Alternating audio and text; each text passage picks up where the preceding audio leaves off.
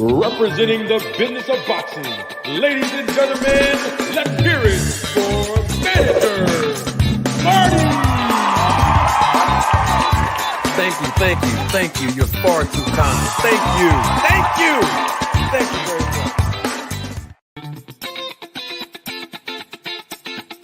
much. Representing the business of boxing, ladies and gentlemen, let's hear it for Manager Marty!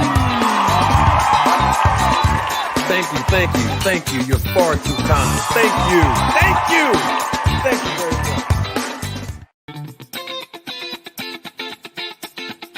Representing the business of boxing, ladies and gentlemen, let's hear it for Manager Marty! Thank you. You're far too kind. Thank you very much.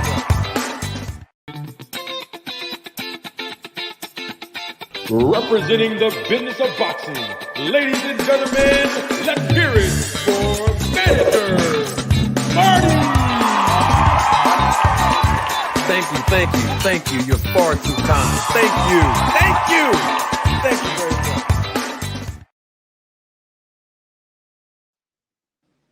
Ladies and gentlemen, members of the jury, members of the Roll the Tape film crew, Happy New Year. Welcome to the first edition of 2024's Live. Another episode of Roll the Tape podcast with Manager Marty. I am your host, Manager Marty, and I am so delighted. Man, oh man, I am so delighted to be here this afternoon for some of you and evening for many of you. We are live and living color. Man, listen, I want to say this real quick, man. I thank each and every last one of you, all of you, whether you like me or not, whether you agree with me or not, whether you are a part of the Roll the Tape film crew member or not, whether you are a spy or not, whether you are a hater or not, I want to say thank you for being a part of the viewership and the audience that have helped me produce 1.2 million views in 1 year here on this channel. I want to say thank you. Thank you very, very much. I appreciate it. I salute the Roll the Tape film crew members who've been standing by me, supporting me with their unwavering support. And I'm talking about you in the chat. Yes, you in the comment section. Yes, you that are watching live. Yes, you that are watching the replay of this live. Yes, you. The ones that have respect for me. You are a part of the Roll the Tape film crew. Yes, you. If you are a member of the channel, you are a supervisor of the Roll the Tape film crew. Yes, you. Thank you. I appreciate the support, the love, the commitment, the feedback that you all have given me. I want to say I humbly accept the new YouTuber or Content Creator of the Year award that some of you have given me. I didn't make this up. This has been in the comments section. This has been in phone conversations I've had recently. This is information that have been given to me through emails, right? Text messages. Thank y'all so much. I really, really do appreciate it. What a way to end 2023, y'all. Last time we were live, we had a special guest that was here. So I figured I was going to wait till tomorrow. I really was. I'm telling you, I was going to wait till tomorrow, y'all. But I said, no, I think the best thing to do is start off the year with a recap of the interview that I had with the guest, and I am talking about none other than, whether you call him famous or infamous, Victor Conti. Yeah, we closed the show out with a bang on the channel. Thank y'all for y'all support. I appreciate it 100%. Most of you been standing with me 10 toes down from last year of December of 2022 all the way to now this year, December 2023. Appreciate y'all. For real, for real. We're not going to do the Town Watch check-in today, y'all, because we have a special show tonight. We have a special show this afternoon for all of my West Coast audience. We have a special show this morning for all of my audience that's in other countries. Yes, special edition today. Backed by popular demand, I am here now. Yes, we're going to do a recap. Yes, we are. Oh, yes, we are. We are going to conduct a recap. CEO Sense, I beat you to it. I already have it on, CEO Sense. I already have it on. Yes, I do. And the air fryer is slowly warming up. Indeed. We're going to do a recap of the interview that I conducted. The last live that I have conducted. Was it the last live? Oh, no, it wasn't the last live.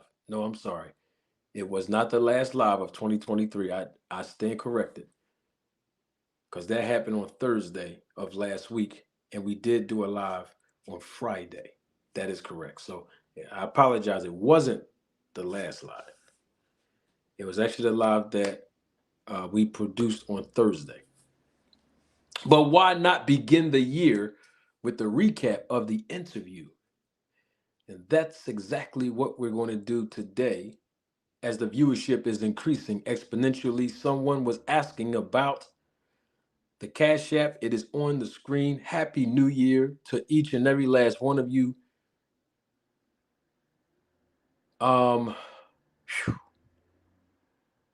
Man. Listen, I had a good year, y'all. I want to say this in the introduction, and I promise you I'm going to show my face. I promise you I'm going to drop the link in the chat. I'm going to pin it to the top. We are going to have a great dialogue today. Okay? I want to answer a question. See, oh man, wait. Man, I didn't want to go into that yet, but see, I give y'all what y'all want. When you come over here, you get what you want. And I give you two things that you want. One of them is my primary objective of why I started a YouTube channel, and that is giving you all education of the sports and business of boxing. Okay? And the second thing is entertainment, because you know YouTube is TV. Okay? And so the thing is, there's a question on the screen. I didn't want to start this off with this, but we're here now. And I have to give you the answers that you're looking for. Now, someone in the chat just said this. It's on your screen here. It's on your screen. It's on your screen. Lord have mercy. Why we got to start? Hey, why we going to start 2024 like this? Want to know why? Because we can. That's why. Because we will. That's why. And because we are. That's why. And so there's a question on the screen. I want to see if I can provide some sort of adequate response to it. The question is, why Buddy call you Janitor Farty? That was the question that you might see on your screen. Why Buddy call you Janitor Farty? To be quite frank with you, Bama Swag, I don't know why he calls me Janitor Fardy. You would have to go on his platform and ask him. But I will tell you that he is hating on me, and that is no secret at all. Even a person with cataracts can see that. And so he started this. I don't even know when he started the whole Janitor Fardy thing. I know a few months ago, uh, and I'm not going to say the person's name, but a member of the Roll the Tape film crew emailed me a few clips that this guy you call Buddy, his name will not be spoken right this moment. I will discuss a little bit about him later. But showed me, it sent me some emails, which I have evidence of if people don't believe me, uh, criticizing me and uh, donating a portion of his segment, calling me Janitor Fardy and insulting me. I never seen anything from this guy. I didn't know who he was, and that's not a blue blood statement when I say that. And for those of you that was here, um, when I had my situation with Blue Blood, he said he didn't know who I was, but I've already proven that at the time that I did my videos in response to his throwing shots at me, he did know who I was. And so I said all that to say, not to throw a shot at him. I was just saying all that to say is I'm not saying I don't know who the guy was beforehand, because I really, I'm not saying that to sound like Blue Blood. I'm telling you all, I did not know who this coach fella was at all. Didn't see not one piece of his content. The first time I ever seen anything about his content was him referring to me as Janitor Fardy, and that was months ago. So I don't know why he slanders my name, but I don't care about it. That's the great thing about it is I don't care. And you would have to go and ask, him why he refers to me as Janitor Fardy. But I will say this. I am a janitor. So I do give the guy credit for recognizing the skill set that the Lord has blessed me with. And I've already displayed that talent, gift, and skill set time and time again on this channel. I am a janitor. And you know what janitors do. Huh? Y'all know what janitors do, don't you? Okay then. Yeah, I've been cleaning up these liars for a whole year on YouTube. I've been cleaning up this misinformation the whole year on YouTube. Yeah, that's what janitors do. They clean up, right? Yeah, they clean up very well. And so that's what I've been doing. And so the bottom line is, it's just an insult because usually when people speak and someone insults you, opposed to dealing with the facts and the topic at hand, then that means that they really don't have any legitimate rebuttals. So they use insults and they use pet names to disrespect and dishonor you because they know they cannot refute the truth that I've spoken for a whole year on YouTube. And I'm going to continue to speak the truth on YouTube. Now, is it going to rub people the wrong way? Absolutely. Is it going to educate people? Absolutely. Is it going to entertain people? Absolutely. So that means that the objectives that I have on YouTube are being fulfilled. Now that I got that out the way, let's talk about it. I know why you all are here. You've seen the title. I've already told you all on Friday and Thursday, but more so Friday, that we were going to do a recap of the interview that I conducted with Victor Conti. And I would like to hear your perspective and what you've learned. And I think that's important as well because we all learned something from the interview. Pieces of information that we didn't know. Okay. And that's all this channel really is about. But at the same time now, we got to deal with what's real. And that's what we do here.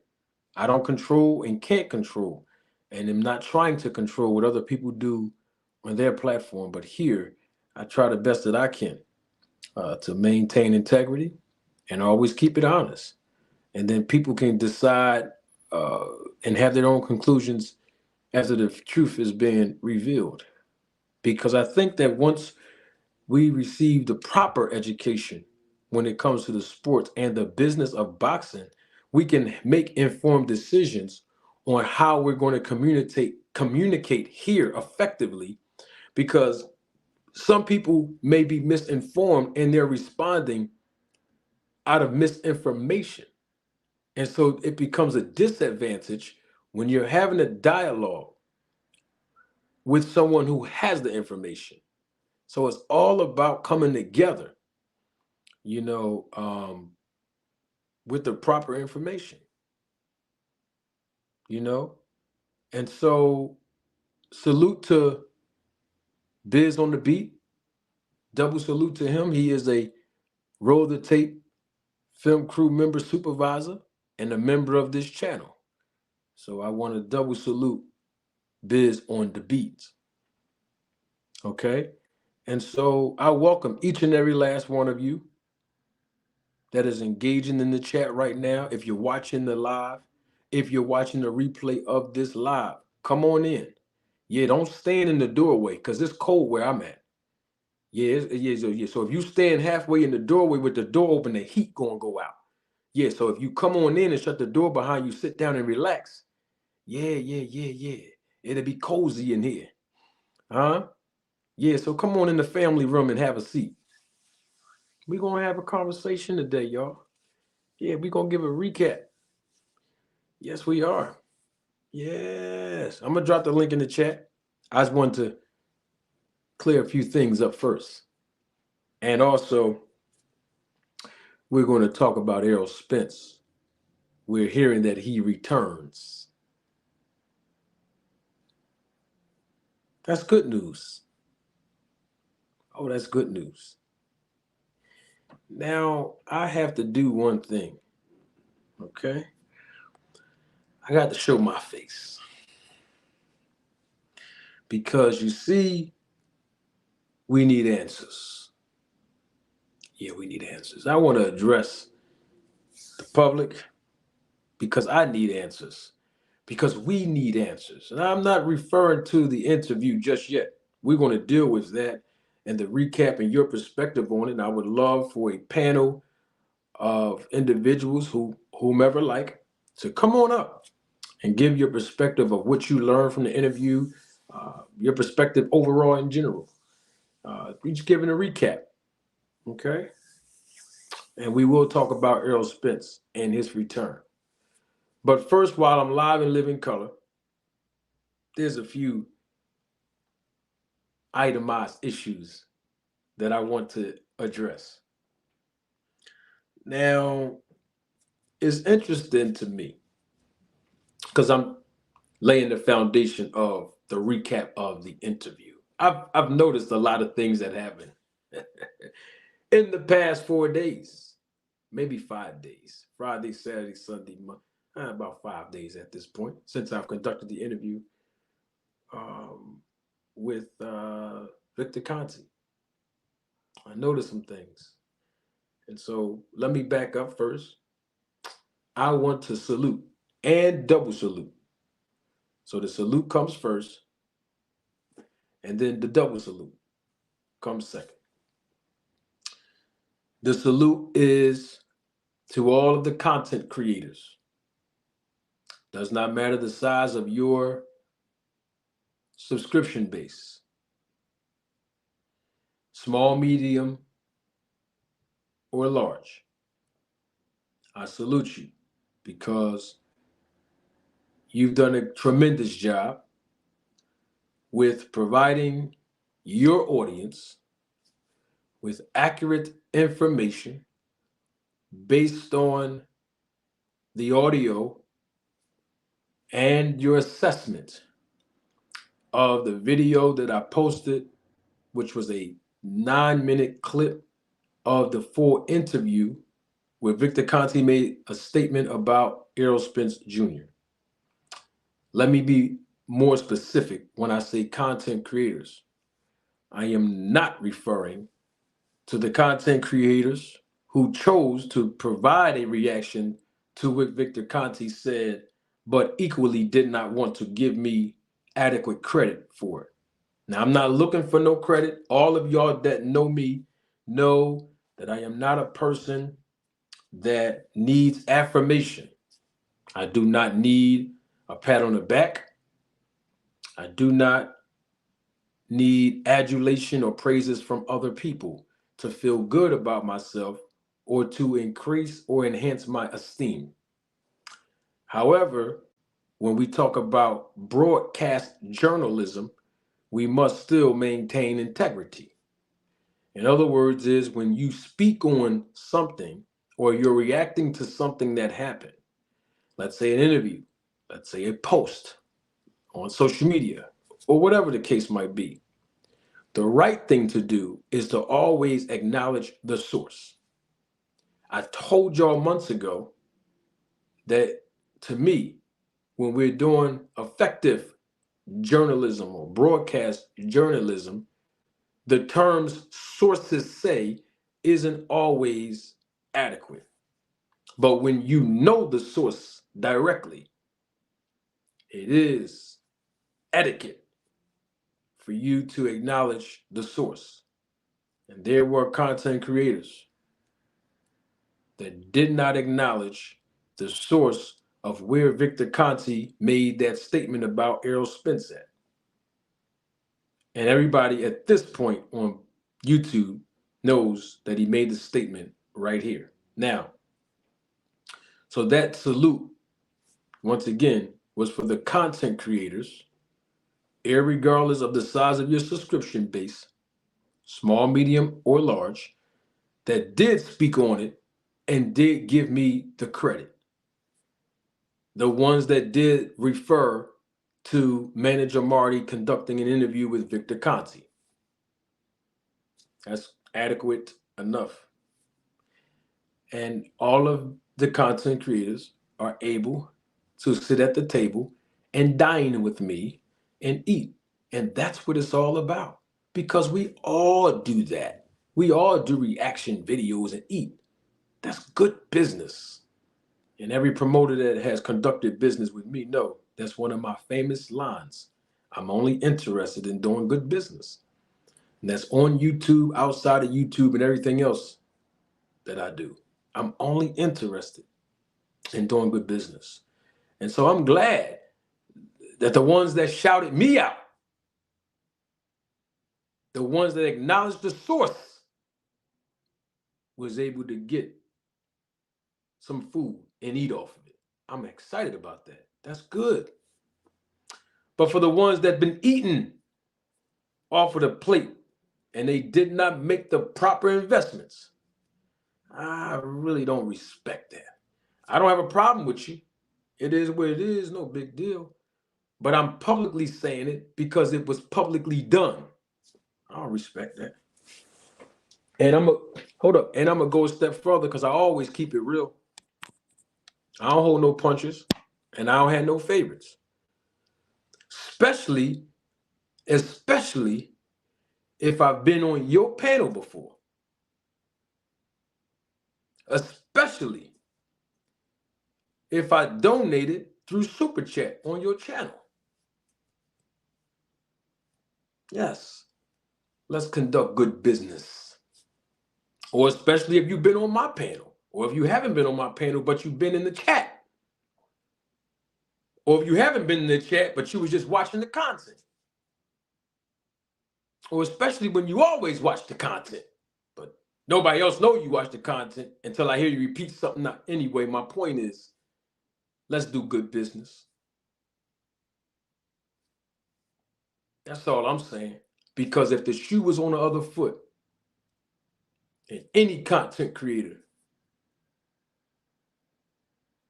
whether I know him personally or not, conducted that same interview with Victor Conte, and I came out and I did a reaction video, and I did not acknowledge the source of where that interview came from.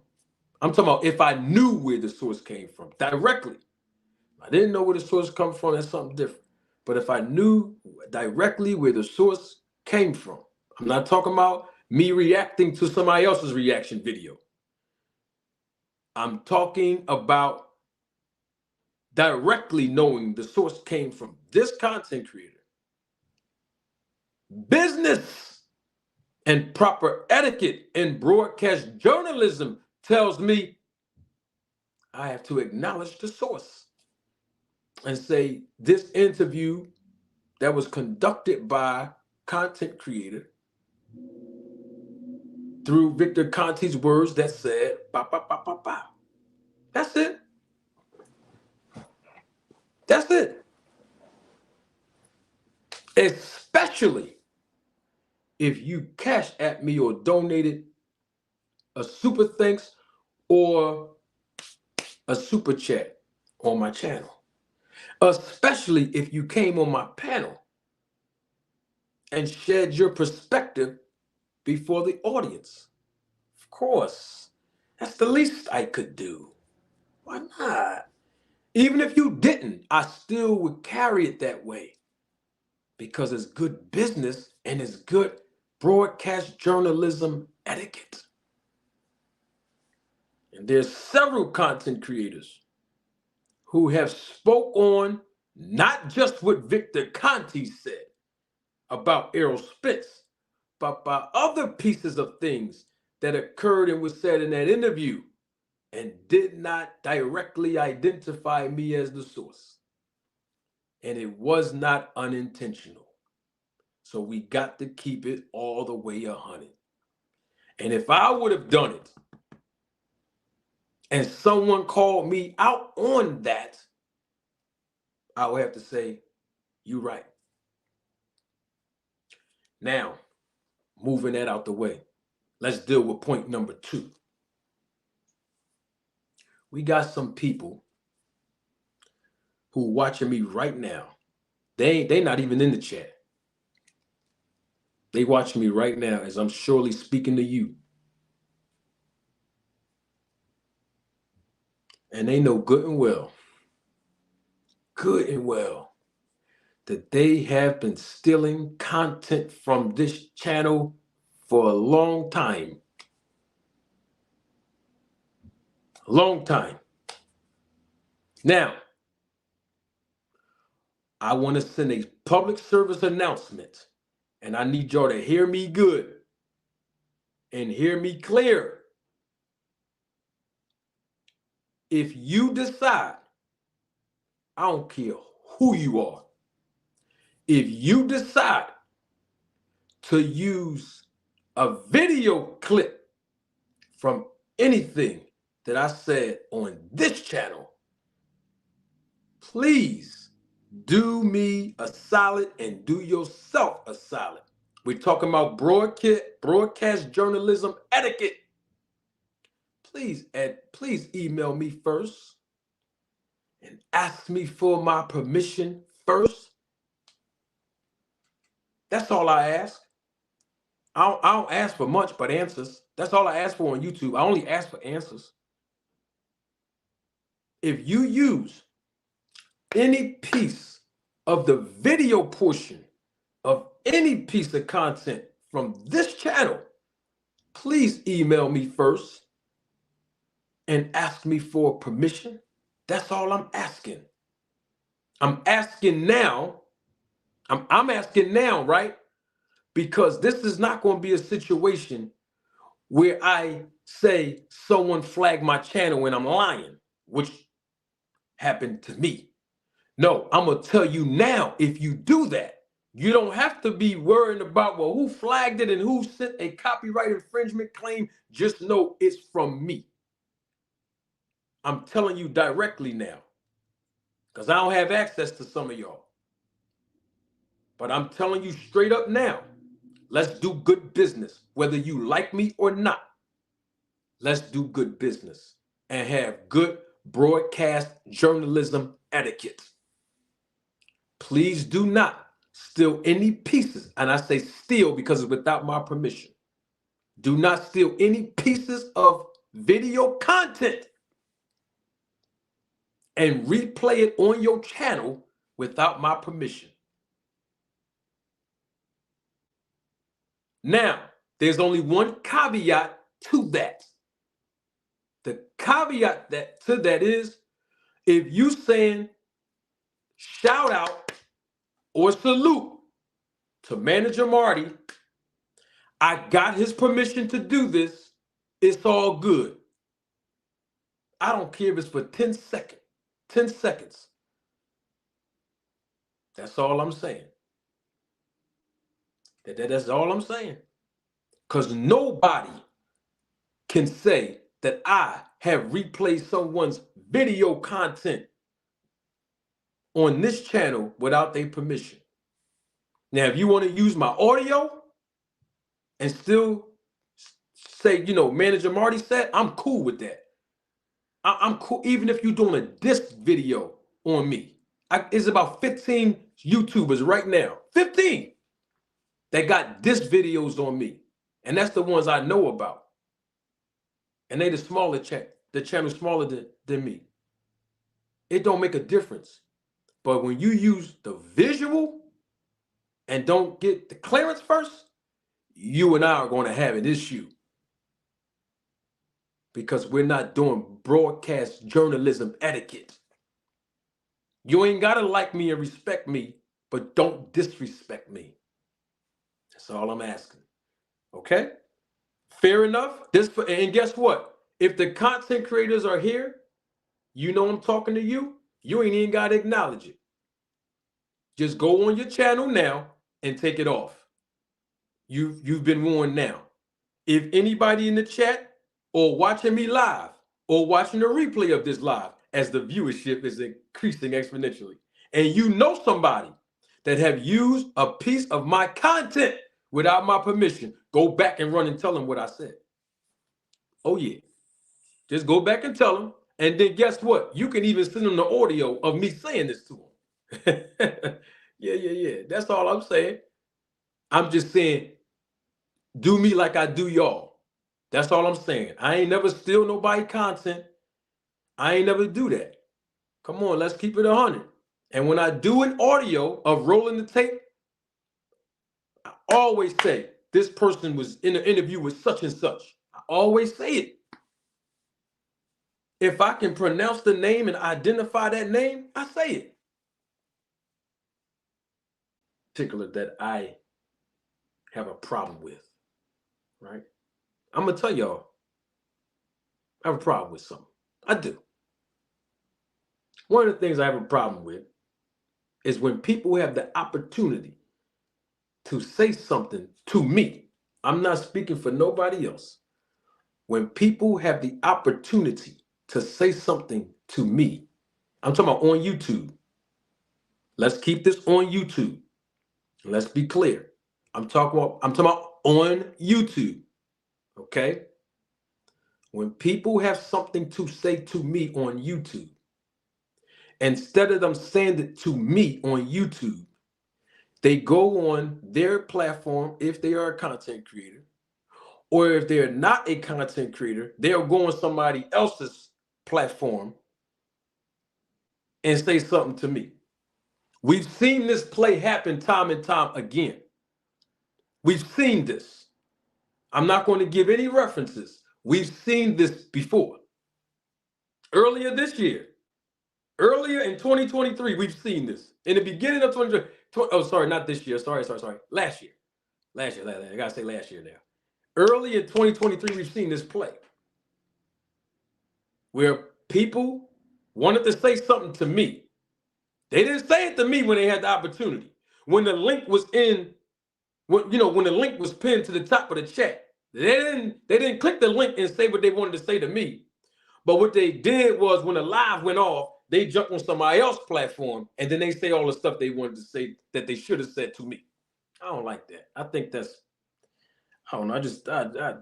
That's just very distasteful, especially as men. That's very distasteful.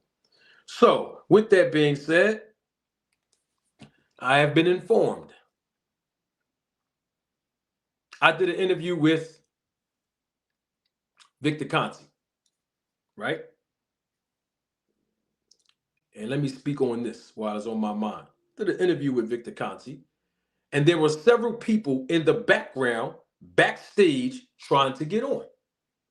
I'm not going to mention the names of all of the people that was backstage trying, right? Before I allowed him to enter on and add him to the stream, I asked all of the people that were on the panel, out of respect for how I'm trying to create an environment to interview Victor Conte, to please get off of the panel, allow me the opportunity to give Victor Conte the respect that he deserved based on his knowledge and him educating us without any distractions.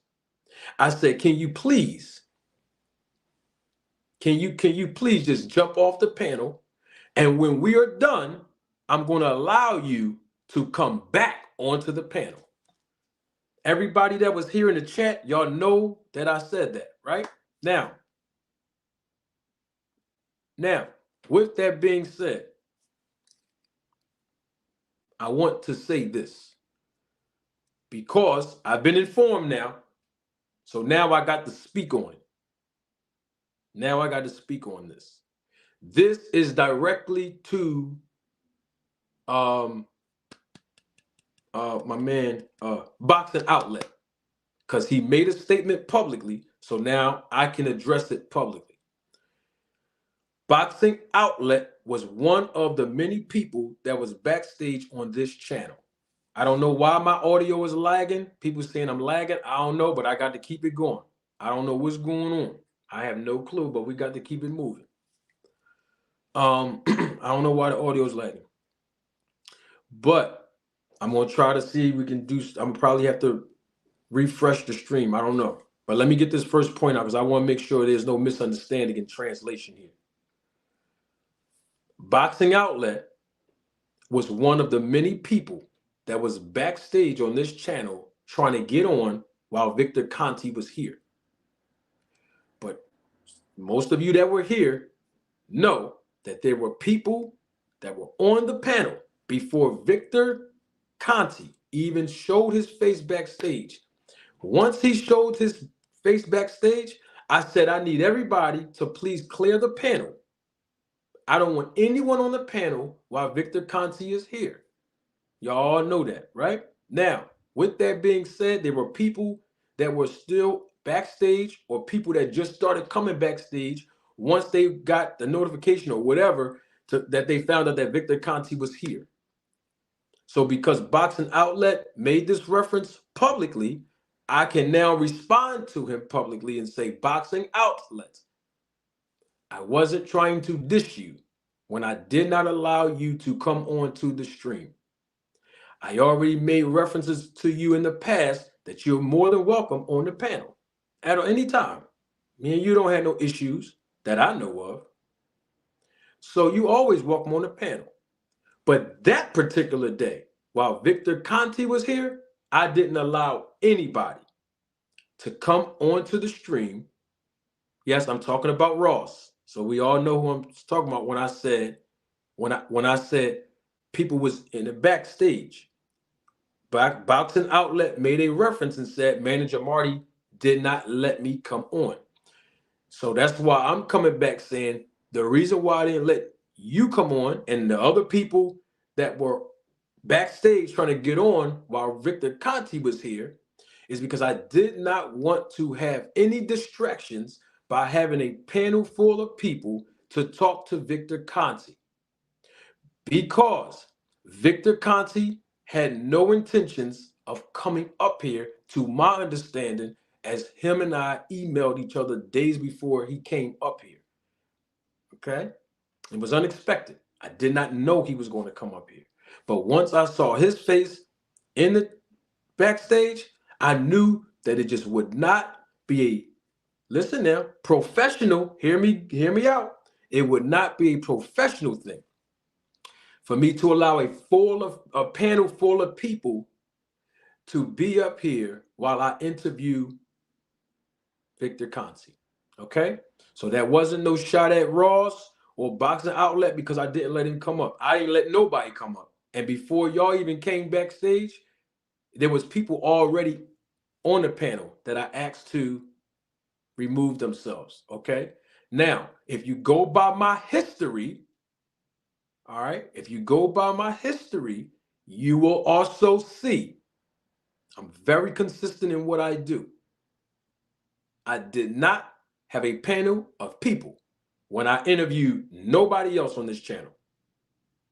I don't want to rehearse all the people I interviewed, but there were people that I interviewed on this channel, okay, that I didn't have a panel of people on here for, because that's not how I roll when I interview professionals, especially professionals that represent the business of boxing, because I'm also a representation of the business of boxing, and I always will maintain professionalism.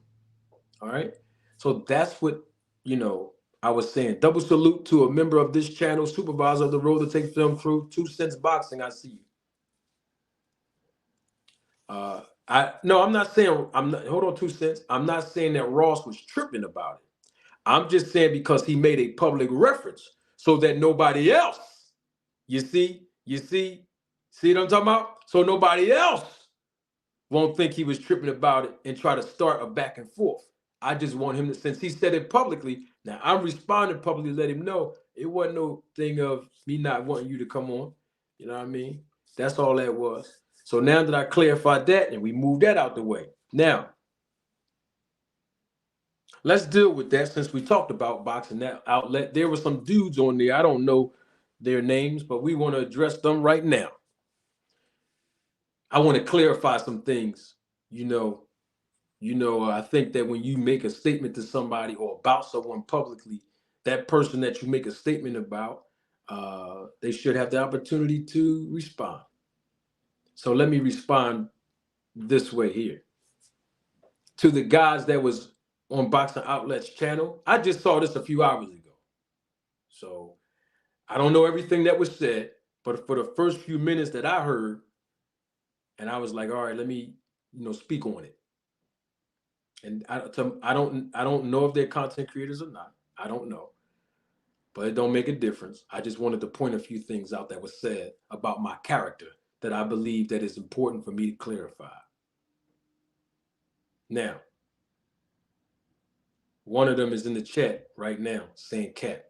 So before you say Cap, hear me out, Mr. D-Town. Now, here's the thing. Since you was in the chat, I wasn't going to give you no press. I wasn't going to give you no publicity and say your name. I don't know who the other guy was. But since you said Cap, you said it publicly, so now I get to respond to something that you said. Now, let's be clear on something. After Victor Conte left, and I see people that's in the comments in the chat right now that was here. When Victor Conte left off of the stream, after I interviewed him, I opened the panel back up. In fact, I think we was opened up for almost either 45 minutes to an hour.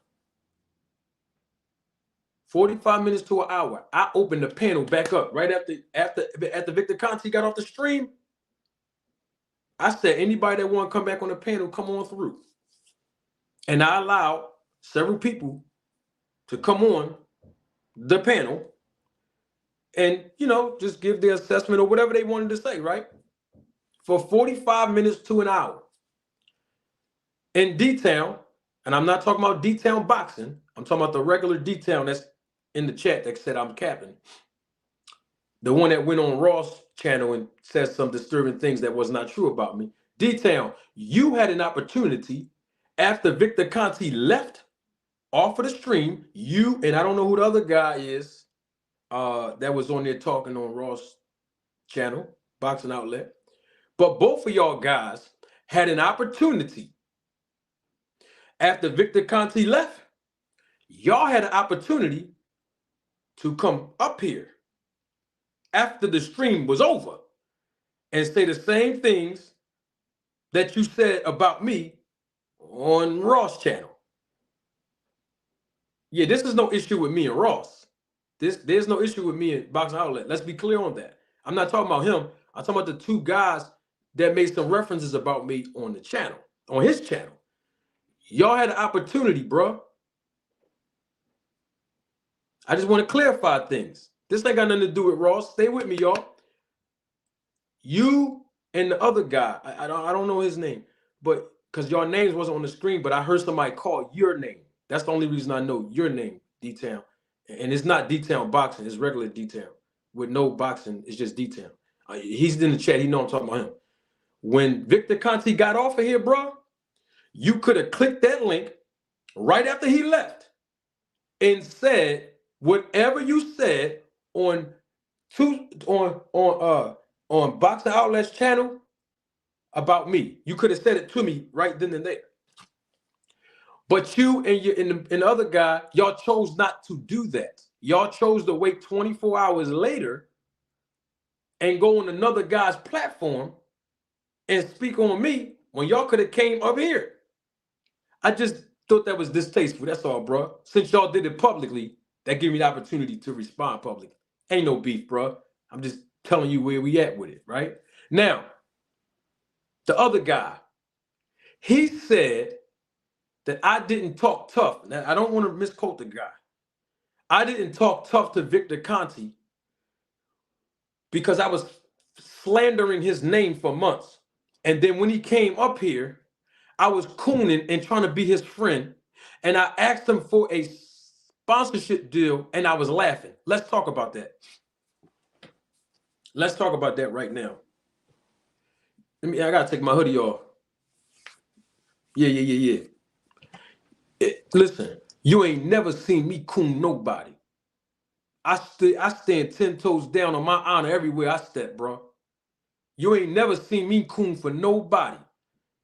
And the people that's on here that know me or been a part of this channel for a year, they'll tell you anything that I ever said about anybody on this channel, I have the guts to say it right to them when I see them.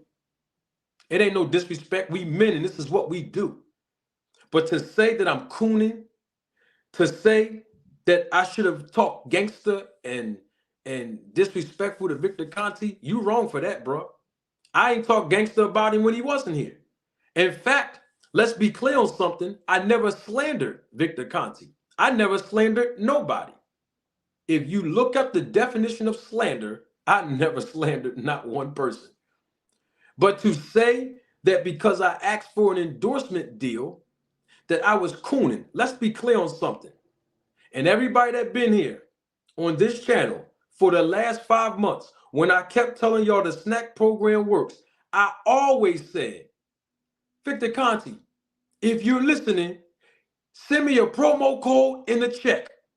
Everybody done heard me say that for 5 months. How come all of a sudden when I say it to the man's face, it's all, I'm cooning now, bro? Now, let's be clear about something. When I said that to Victor Conte, and I didn't say I want to be the first YouTuber. I did not say that. I did not say I want to be the first YouTuber to get a sponsorship deal. I didn't say that. I didn't say that. Let me tell you what I said. I said that would be history. That would be history for me to be the first non-athlete to get an endorsement deal with a nutritionist company. That's what I said. But the question is not what I said. The question becomes, what did Victor Conte say after I said that? That's what I want to know. Forget what I said. What did Victor Conte say after I told him that? Because I said it behind his back when he wasn't here. So when he got here, I said it anyway. So what did he say? I'm going to tell you what he said. Nothing. Victor Conte never rendered a response after I said that to him. And I was laughing when I said it. Okay, then. So I'll leave it there. Now that we got that out the way, let's deal with the fact that when I send the link in the chat, This goes for anybody. It don't have to be disrespectful. It doesn't have to be a violent environment. It doesn't have to be hostile. If you have something to say to me, or if you want to ask me a question, or if you want clarity, all you got to do is click the link. You ain't got to go on somebody else's channel to speak on something when you can just tell me here. That's all I'm saying. If you didn't like the interview, no problem. It's all good. I'm just saying, y'all ran over the Boxing Outlet channel and try to make it seem like to him that when Victor Conte got up here, I put my tail between my legs and ran. And you know that, y'all know that ain't in my character to do. All I'm saying is speak on the righteous. Yeah, that's all I'm saying. Because if you say something that's false, that's slander. That's all I'm saying. We got to keep it real. That's all I'm saying. Everybody's entitled to their opinion. I don't have a problem with that. But when you go on somebody else's platform and try to make it seem like I'm a coon and, you know, I didn't keep that same energy. No, I kept the same energy. I'm a professional. I'm not a YouTuber. Y'all already know that. Whoever said it. If it wasn't you, it was the other guy. All I'm saying is if the shoe fit, take the shoe off and find a bigger size so you can grow. That's all I'm saying. I ain't never coon for nobody. And here's the thing. I'm a professional. I'm going to always maintain professionalism when I have someone else that is professional on the platform. Now, if there's a Crawford fan or nip it in the bud segment, yeah, I have my theatricals and I come with my, different characters. That's entertainment. But when it comes to somebody that's a professional in the business, oh no, we're going to have a professional dialogue. Absolutely. Not going to have a panel full of people up here. You've never seen me do that to no other interview. Now watch this. Even when I was interviewing Rick Glaser, wasn't I gracious to him? Before he started disrespecting me and calling me names? All right then. So it's this, I keep that same energy with everybody, bro. Facts. That's all I'm saying. So when you say keep that same energy, you was laughing and hee and kiki ha with Victor Conte. No, I played my part. Let that man talk like he was supposed to. I asked that man some proper questions like I was supposed to. That's all I'm saying. Because guess what? I only been on YouTube for how long, y'all? Wait. How long? Hold on, let me check. How long I been here? Wait, let me see something. About the Hulk Hogan. You know how Hulk Hogan did the joint? How long I been on YouTube, y'all? Hold on. How long? 1 year. And I ain't seen nobody else asking the questions I asked him. And guess what? What did Victor Conte say? He said he had fun, right? The man said he had fun. The man said he's a fan. And the man said when time permits, he's willing to come back up here. The man said I was professional. He said I asked good questions and I was very articulate. That's what Victor Conte said. You know what I mean? So it sounded like my energy was good if you ask me. It sounded like my energy was professional if you ask me. You know what I mean? But to try to make it seem like I'm a coon and I was tap dancing the white man and come on, bro. Where they do that? We don't do that here. I'm not mad. I'm just keeping it all the way a buck because you said it privately. Now I get the opportunity to respond. I ain't mad. It is what it is. But when they try to, oh, you ain't keep that same energy and this and that, huh? I keep the same energy. Look, even after Rick Glaser disrespected me, now I can say I keep it 100 with y'all. I did say I kind of got out of character just a tad bit, you know what I mean? But that was about, that was like more the way he put that out there. That was more like a racial situation when he did that. That was something totally different. But other than that, I still maintain professionalism. All I'm saying is, guess what? If I would have came at Victor Conte like I do, how I play around with the Crawford fans and put them on a hot seat, you wouldn't have got none of the dialogue that you got. You wouldn't have got the answers that we all got. We wouldn't have got the learning and education that we received. it wouldn't have went 2 hours because the man already did not want to be a part of a hostile environment. So why would I come at the man and do all that for what? Wouldn't have got the answers. See, you got to know when to turn it on and turn it off. And I know when to turn it on and turn it off. Sometimes you just need that honey to get the bees. You want to attract bees? Use that honey. That's all I'm saying.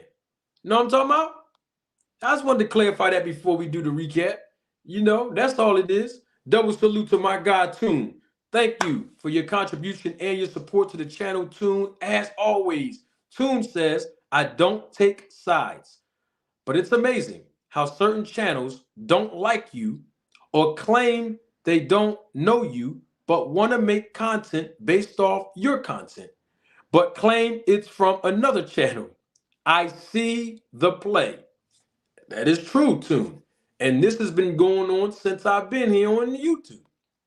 But I don't complain. I take the good with the good and the bad with the bad. All I'm saying is if you're making a reaction video off of a video or my content,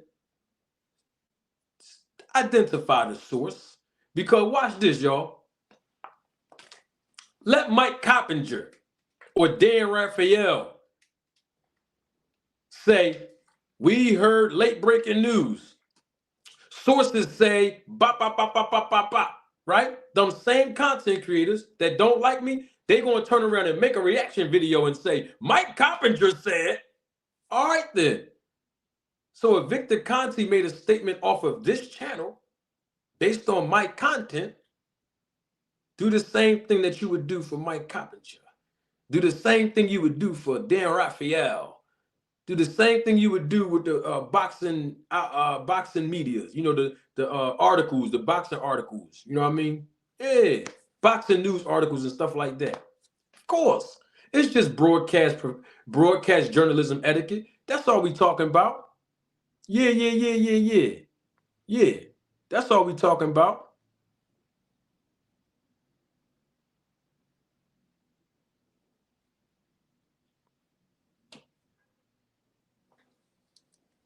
Thank you, Original American. I appreciate it.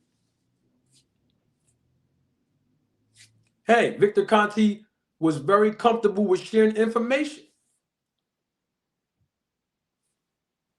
You know, no, see what it is, you know, I know they saying drop the link, but this is not the forum for that now. When I drop the link is going to be for those that want to give their perspective overall of the interview. Not about your issue with me. I mean, we can have another segment on that for another day. But the thing is, I'm not dropping the link for the back and forth with me and people because this is a time and place for everything. You see what I'm saying? That's all it is. God, you gonna roll the tape on the content, you gotta roll the tape on the source. That's all I'm saying. You know, keep it all the way on it. If this don't apply to you as a content creator, I'm not talking about you. Yeah, they know who it is. People be knowing. What happened? Who did what, Shawnee D? What?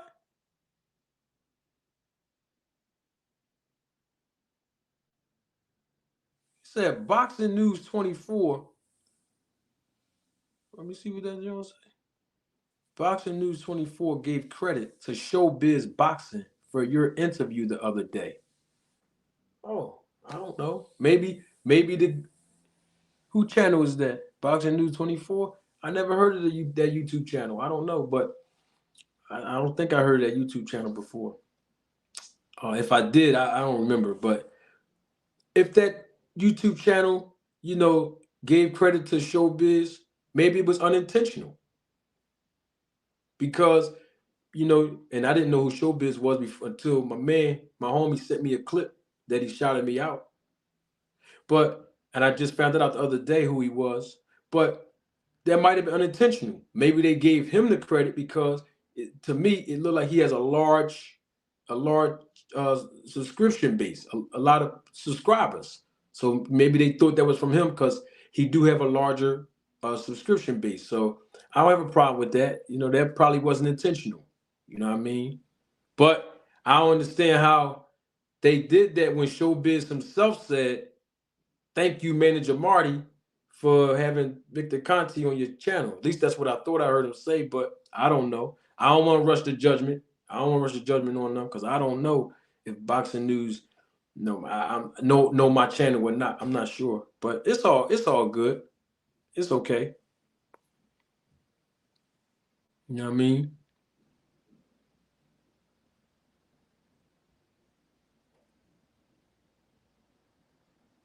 Yeah. And I want to say that too.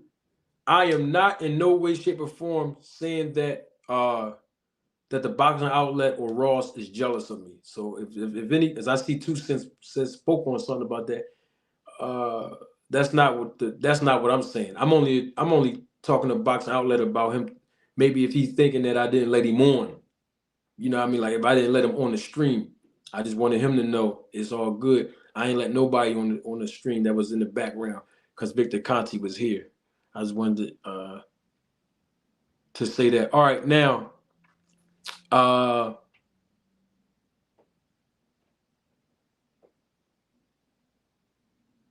right, that's what I was saying, Original American. That's what I'm saying. That's why I had to make sure that was an interview exclusive one-on-one between myself and Mr. Victor Conti. You know what I mean? You know, so it wouldn't be no, because people on the panel that y'all know I'm gonna let y'all voice your perspective. I just didn't want it to, you know, get out of hand, or you might ask a question, he might answer, then somebody else might have a question. He might. I think it's just a more controlled environment when you're doing a one-on-one interview. That's all that was. You know what I mean? Um, you know, people keep saying I'm capping. I'm trying to figure out what I'm. Somebody said in the chat, when am I going to stop the cap? What's the cap? Tell me what I'm capping about. I ain't never cap on YouTube ever, ever cap ever.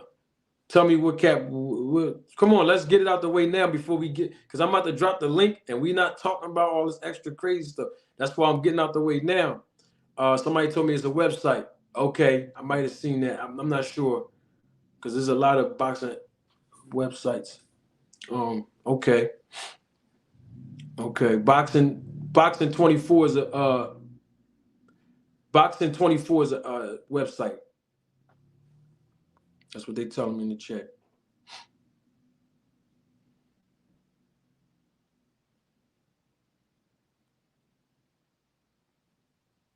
I want to know. Somebody said the King. Somebody King LDC and the King said I need to stop that. I'm trying to see what cap. Somebody said when am I going to stop the cap? What did I? I ain't never cap ever in life. Not on YouTube. I might have capped like 15 years ago. I'm gonna keep it 100. I did cap 15 years ago. I did. I gave this person the wrong number, my wrong phone number. I did cap when I did that. That wasn't right. But I want to know what I'm capping about. When did I ever cap on YouTube? Ever in life? Ever. I ain't gonna cap the y'all. I'm gonna keep it real. We're gonna get to the joint real quick. I just want to make sure I air that out so it won't be no confusion. Because you know, people go back to somebody else's channel and say, "Oh man, Jamarty said, no, we ain't doing that." You know what I mean? I want this person to tell me when did I cap. That's all. I'm just interested. That's all. I just want to know when did I cap on YouTube. Just tell me when. That's all. Then I'm gonna drop the link. I'm gonna drop the link to get your perspective on, you know, Errol Spence returning. Definitely got to speak on that. That's in the title tonight. You know, and also what your assessment was of the interview that I did with conducted with Victor Conti. Okay, hold on. A false narrative. What's the false narrative?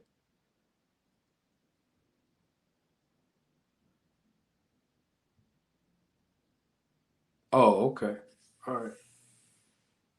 I feel you on that. Okay. I can assure you that I can give you two questions right now that you did not hear nobody else ask Victor Conti. I can give you two questions that I asked him that nobody else asked him. But but I'm not gonna say nothing because to each his own. You know what I'm saying? It's all good because it's all about information. So let's say I asked the same. Well, I don't remember other people's questions, but let's just say somebody asked a question to Victor Conti like a year before I got here, and then I asked that same question. It's okay, long as the audience was educated. I don't recall nobody asking some of the same questions I asked them, but what difference do it make? Because guess what? Hey, we got the information. You see what I'm talking about? That's all it is. So we cool now? Because somebody said I be capping, and they didn't say nothing yet to substantiate that claim in the chat. So we'll move on. Who trolling? Somebody trolling? Yeah, well, if he trolling, we got a lot of moderators on here. Y'all know what to do. We ain't got it. You know what I mean? It's all good.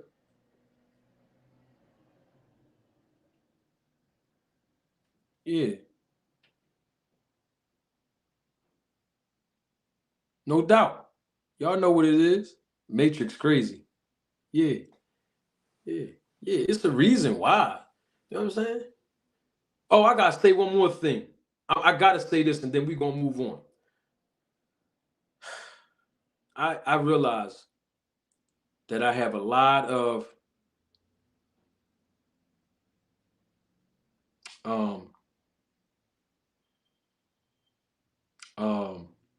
fans on YouTube. I do. Let me be clear. The Road to Tape Film crew members, the subscribers of this channel, I do not look at them, and if most of you are here too, I do not look at you all as fans of mine. Y'all are the Road to Tape Film crew members. Y'all are a part of this group that I put together of people who love hearing the truth, who enjoy education, and who love entertainment when it comes to the sport and the business of boxing that I produce on this channel. Y'all are not fans of mine, and I don't look at you all as fans of mine. Now, if you say that you're a fan of mine, that's okay, but I don't look at the Road to Tape Film crew members as fans of mine. So that's not what I'm talking about. I'm talking about the people that go out of their way constantly over and over and over again that make videos about me, and they know they're lying when they do it because you keep trying to discredit and use the content against me when you know you're lying. You're a fan. So I'm not going to go hard on guys like Tough Glove. And what's the other dude name that was just up here on Thursday? The 4Cap G guy. Interesting, he has the word cap in his YouTube name. The thing is, bro, how you was on how you was on my panel on Thursday before Victor got here. Victor Conti corrected you. I told you that he corrected you, and then I told you he voluntarily came up here.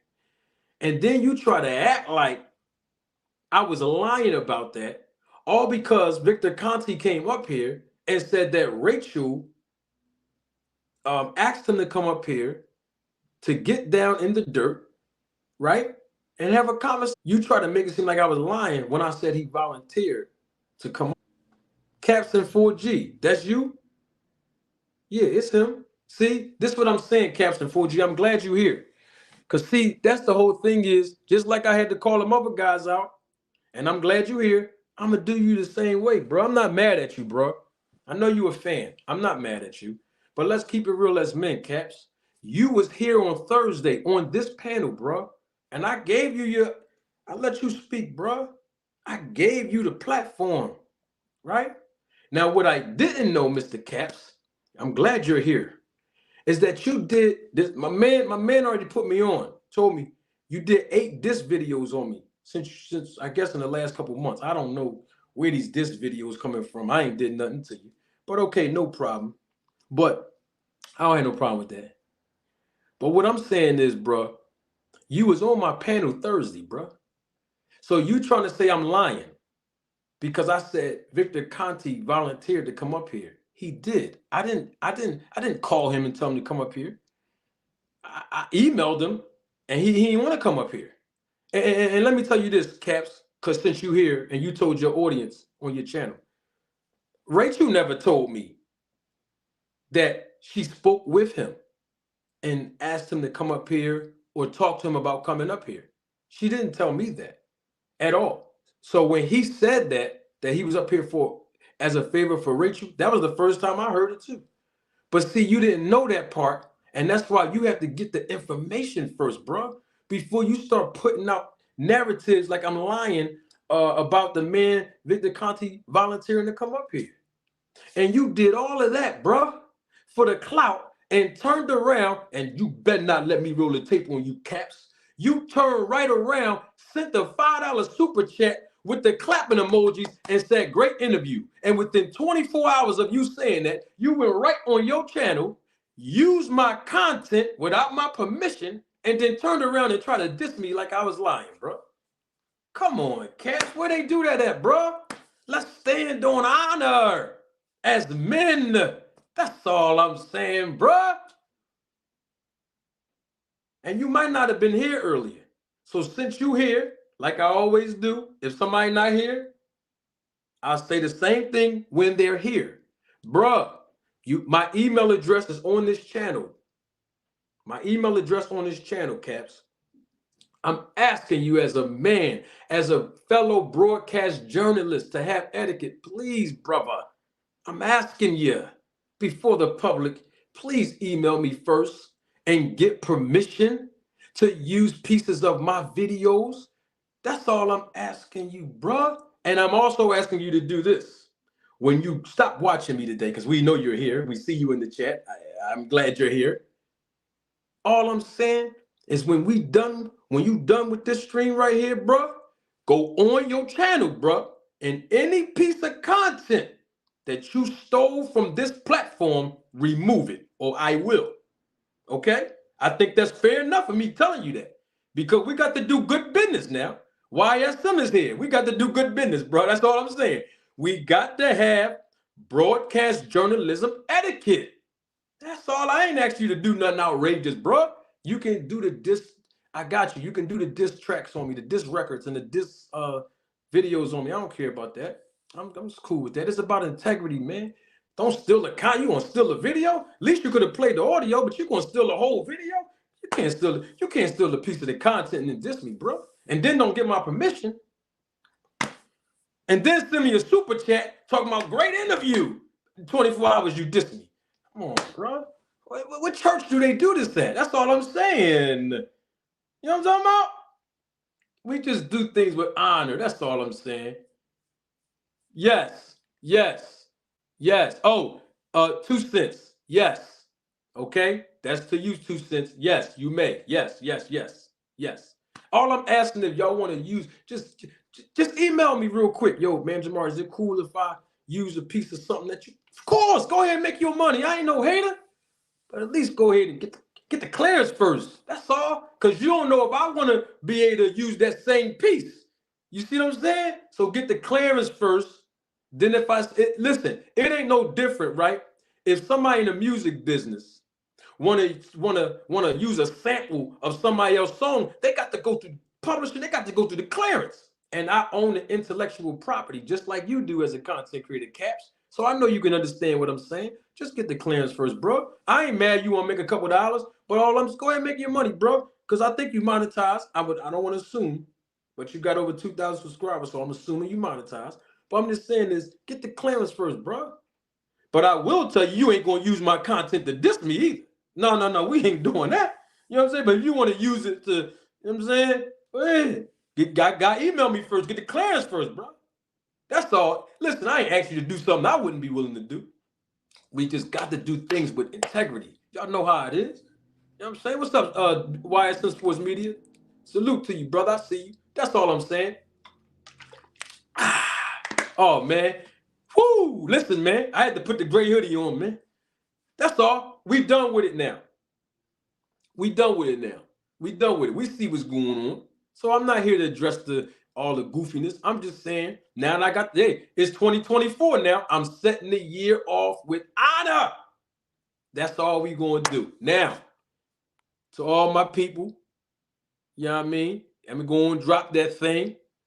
Got to drop the link. Got to drop that because that's what the people want. They want the link, Manager Marty. That's what they want, Manager Marty. They want the link so we can give a recap. Yeah, but see, here's the thing, Cap. I dropped the link, but that's not for you to respond to me. No, I don't want it. And I told the guy D-Town, not D-Town Boxing, but D-Town who's in the chat, I told him the same thing. So I'm not just saying this because you up here. The link that I dropped is not for nobody right now to do no rebuttals on what I said. Everything I said was true, it was fair, and it was righteous. This is not for a rebuttal. This link that I dropped is for us to give an entire recap of what y'all assessed from what Victor Conte said or me or whatever the case might be in the interview. Whether it's good, whether it's bad, whatever. We want to hear from you. I told y'all last week we was going to do, so now we are here. Okay? Now listen, Caps and 4G. What's up, Banda? Salute, Manager Marty. Yeah, you salute, Manager Marty. I'm here. Salute, Banda. Hold on, let me address this guy. I want to make sure I'm not ducking no smoke because I know what you want. I gotta show my face a little closer. I want the people to see what's going on, Banda. Hold on, brother. Yeah. I got to do the close up. I know what you want, bro. I know what you want, Caps and 4G. You're a fan of mine. I respect that. What you want is attention to help you blow your channel up. What you got to do is go about it a different way. All you got to do is ask me. Just ask me. I'll help you build the channel, bruh. But the way you going about it with the stealing and willing and dealing, that's not how you go about it. Okay? That's all I'm saying. I ain't saying nothing unrighteous, brother. You got to do what's right. That's all I'm saying, bruh.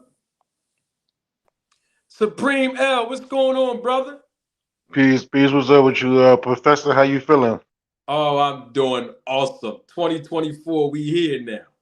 Happy new solstice. Happy new solstice, there, young fella. Yes, sir. Happy New New Year. You did a great job, man. Despite what any of the haters got to say about you, brother, you keep doing your thing, man. Look, I was shocked. I was happy when I seen him. I was flipping through the channel and I said, "Oh man, is that Victor Conte on there with Brad? Hold up!" And I'm proud of you, man. I'm proud of you, brother. Keep doing your thing, family. Much love to you, man. Continued success to the 2024 year. And I'm here riding with you, my brother. I appreciate you. Salute. Always a pleasure. Thank you for your unwavering support, Supreme. You always been a day one, and those words really mean a lot coming from you, my brother. Thank you so much, man. Not a problem. Anytime. And it was good. It was really a really eye opener. To me, I still say he didn't answer in full. I'm gonna stick by that. But you asked the pertinent questions and he answered the way he answered, and that's what it is. Okay. I got you. I respect that. Are you staying up? You staying up? Yeah. I'm up here for a second, just a quick second. All right, say no more. I just wanted to. I didn't want to cut you off because I wanted to give Band Up his opportunity. Band Up, you still there? Oh, I ain't going nowhere. Oh, there you go. What's up, Band Up? Talk to me, brother. Man, salute Manager Marty, man. Salute my guy Supreme L. You know what I mean? You did that, man. And you did. Yo. It last of the year interview was just as good as the Fury and Ghana. That was, you know what I mean? Because, nobody knew that was going to be a shock until it happened. And we didn't know Conte was coming on until it happened. You did? That's true, man. Thank you so much, Ben. Appreciate I see the similarities within that. Absolutely. So, quick question, Band Up. I put the 2-hour. Of course, I put 3 different videos out. I clipped them. Then I put the 4 interview out. What was your assessment of everything, the whole video, what Victor Conte said, the questions I asked, just in general? What's going through your mind, man? Talk to us, brother. It's a lot of information. It's a lot of scientific fact, and it also shows that more boxers should have people that are of the science in their camp. You know what I mean? To really get, you know what I mean, accurate answers. Yeah. That's what I took from it. You know what I mean? I learned that. And pretty much, you know what I mean? I was just soaking in the questions you were asking, you know what I mean, that we all kind of wanted answers to. And we got them, you know what I mean, got our answers. So, you know what I mean? That's where I went with that. And you know, I loved what he dropped about when he, you know what I mean, when he dropped that little nugget in there about what my man's did, what that man's did before the fight. You dig? That's Who you definitely talking got to about? be addressed. Who you talking EJ. about? Errol Spence? Yeah. Let's talk about Yeah. it. I'm talking- Yeah. You know what I mean? He dropping that knowledge that, you know what I mean, that he ran up that mountain, you know what I mean, or whatever the case may be. And, you know what I mean? Other content creators and other people were saying that they had seen that on Instagram, and they also let me know that he had a whole long sleeve on. And I seen the picture out there with him in a whole long sleeve. And I don't know. I don't think that's just, I don't know. If I was Derrick James, I wouldn't be letting him do that, you know what I mean, before the fight or whatever the case may be. But you know what I mean? He's a grown man. He's going to have to make his own decisions. But that's just what I took from that. That's kind of bizarre within its own right. But we ain't going to lean on that 100% and say, oh, because that is the reason, you know what I mean, that man lies. Because there was some definitely some technical difficulties in that fight. I mean, I'm a roll with EJ 100%. I wouldn't. Again, I respect the hustle band up, and I wouldn't put that 100% on that uphill battle or the uphill mountain. I wouldn't put that all the way on that. There's other things and other underlining situations that come along with that as well. And I mean, I'm gonna switch the gear up. You know, still on Conte. A lot of people didn't catch what he said, and you know, which I'm still baffled on what he said, that he was in support of 24/7 testing, but some of his own boxers are not with that. You know, and that was, you know, I'm wondering, like, if some of his own boxers is not willing to go 24/7 testing, then what is going on? What's really going on with that? Yeah, I heard him say that too. I heard him also say he offered the same thing to Arrow and he didn't take it either. So it ain't just it just ain't boxers on his platform. It's boxers in general don't seem like they want to take that. Yeah, but you know, I mean, even we're talking, let's say, inside his camp. You know, we want to push EJ to the side because EJ not with his camp, and you know, we all know that EJ don't even use a term that my Professor Marty say. EJ don't even uck with him. So we're going to talk about like Terrence Crawford and the others in the snack program that's with him. He's saying some of his fighters that he is involved with don't even want that. So that begs me to like ask, like, why? You know, what's going on? Why not? Why are they not interested in this 24 random testing? Yeah, it seemed to me he was talking about a lot of cost. Other than that, I don't know. You know what I mean? I think that's a individual question per fighter. I don't think any fighter on his platform will give you the same answer. Yeah, and I respect that. And then it could be a money thing. You know, I dig it. You know, Oh yeah, I dig. Speaking of that money thing, you know, I was going to wait, you know, a little bit. Oh, you know what I mean, for this, but I got some heat I want to ask Manager Marty. Manager Marty, this is what I was referring to when we was talking in the chat. Remember that on that video in the comment section?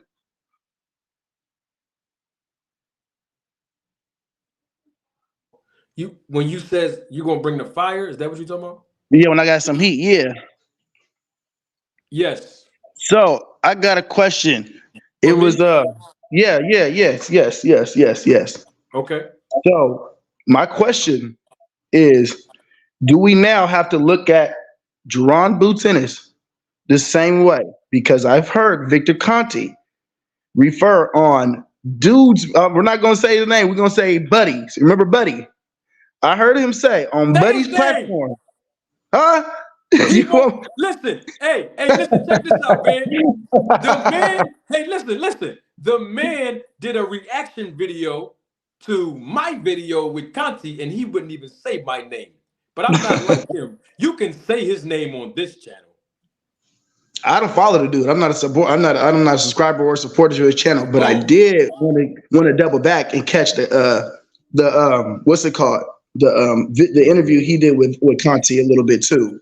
You know what I mean? I'm not talking about my brother from New York. I ain't talking about him. Oh, you talking about somebody else? Okay, I'm talking about that coach guy. That coach guy. Coach guy. Coach Malachi. Oh, Toby. What about him? Yeah. So he asked Conti, does Jerron Boots Ennis work with you with Snack? And Conti said no, but he said, we did help Jerron Boots Ennis for one fight. And yes, he was taking the supplements that was on the Snack program. Conti said that. So my question to you is, if Jerron Boots Ennis is everything that everybody from Philly say he is, what was his reasoning for going over there with Conti when he's dealing with the lesser competition? Because it's not just a picture no more. It's not just promotion. You was working with him, whether it was for one fight or multiple.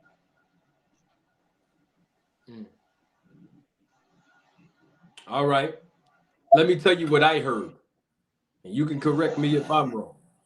I heard Conti say that he worked with Boots for only one fight. I did not hear him say that he was taking the supplements. I did not hear him say that last part. I did hear him say that he worked with Boots for one fight, but I did not hear him say he took the actual supplements. However, I do know from over here.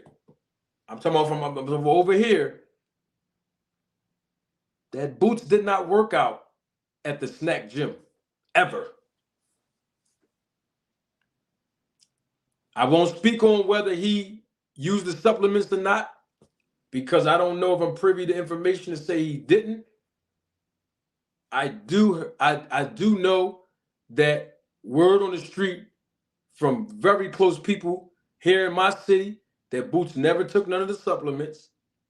I don't want to put nothing out there, but also at the same time, we do know as a fact that Boots never trained nowhere in California at his Snack gym like the rest of the guys. Hey, Professor, I'm gonna get ready to jump off. I'm gonna make room for other people to come on the panel. Again, keep doing your work, family. You're my brother. Now you're gonna be my brother in the future. Keep up the good work. I say peace to you, man. Up, and one good thing to all the people in the chat. Happy New Year. Please stay safe out there. And I want to say peace to my brother Asante L. No disrespect. He said it was up to me, but I want to say it to him live. My good brother Asante L. I say peace. And with that being said, I say peace to y'all as well. Salute, Supreme. Thank you for coming through, my brother. Always a pleasure. You and my brother as well. Absolutely, man. Peace.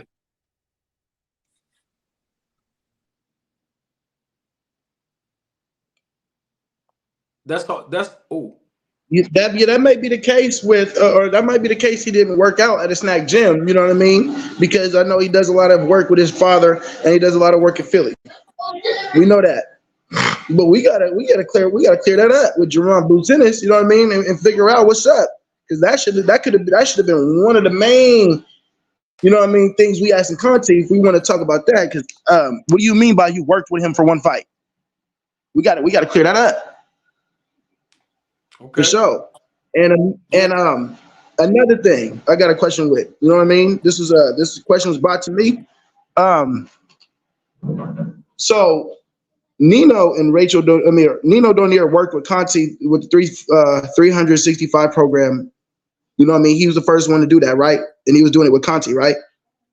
Mm-hmm. Well, there's Rachel right there. Okay, yep. So why is it that Nino, not, you know what I mean, not saying anything bad about him or whatever, his when he works with Conti, his reputation isn't questioned. But if Terrence Crawford goes to work with Victor Conti, his reputation instantly gets questioned. And Victor straight up telling you everybody that he works with is clean. But yet we still question Terrence Crawford's reputability.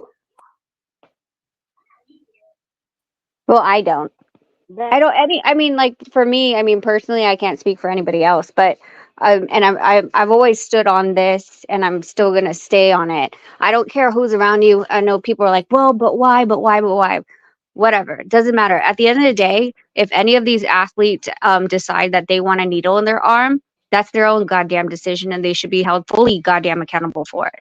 So I'm not one of those people that are like, oh yeah, you know, these guys or that guy, because there's other people in the game that when I hear a person's in their camp, my eyebrow raises as well. But again, until there's a positive test, I'm not gonna be the one that's like, oh, you know, it's somebody else's fault. No, if there's a positive test, that fighter has to take full accountability for what they did. So, Agreed. but as For far as sure. like as far as the comparison, I couldn't tell you why it is like that. That's more so, you know, fans, I think, um, just having arguments between each other and what picking and choosing they want to do to try to slander each other. Um, and I mean, I don't think it's fair, but whatever. I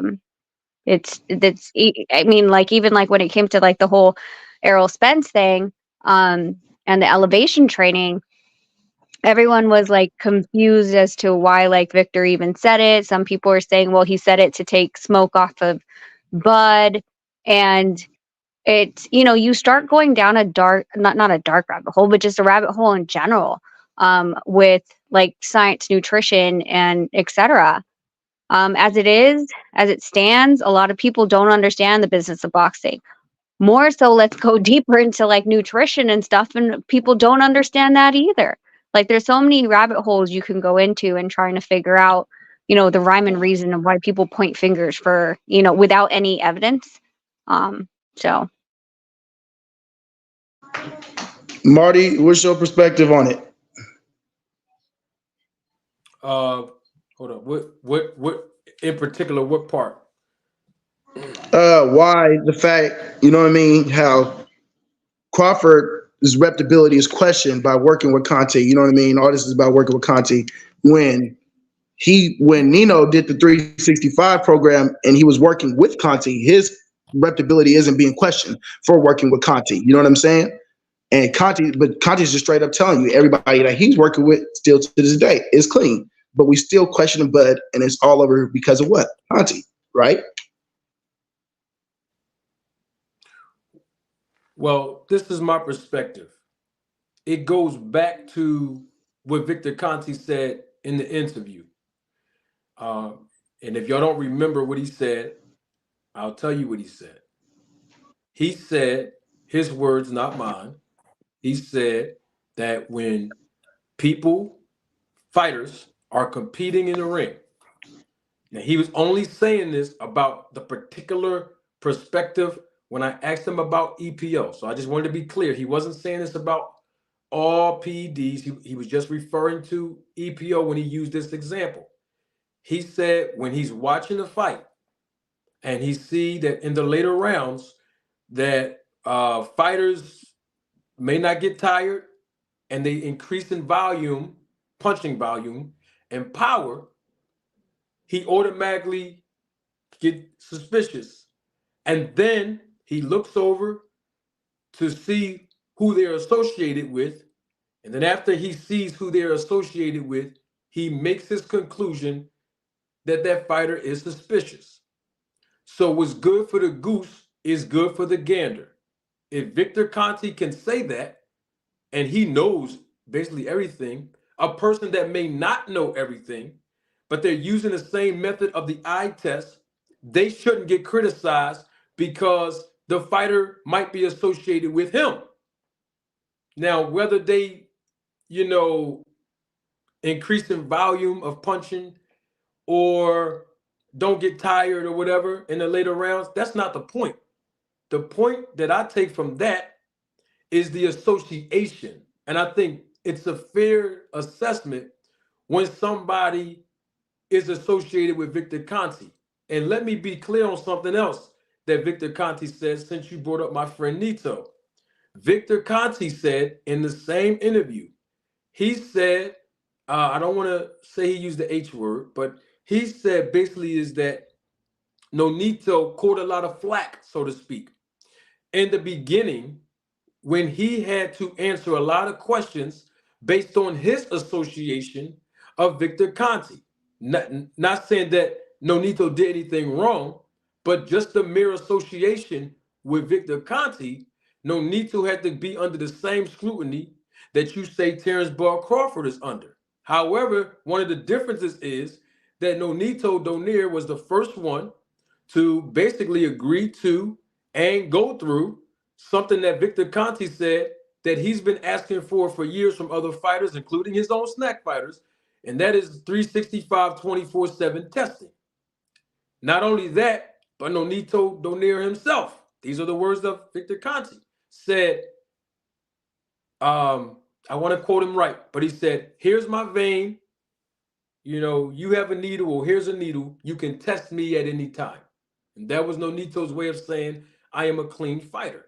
And I've heard Nonito say, even in articles, he's a clean fighter.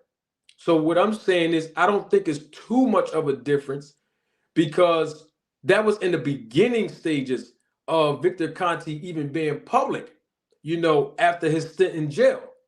So I don't think it's, different because, some people may not be as critical as Bud than others, but Nonito had to suffer the same scrutiny just based off of his mere association with Victor Conte.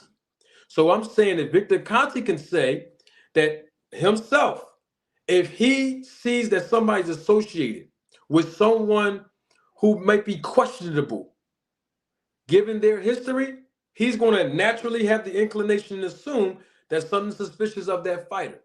And that's basically what other people have been doing that I know of. I can't speak on other channels, but here, they have been doing with Terrence Bud Crawford based on the mere association.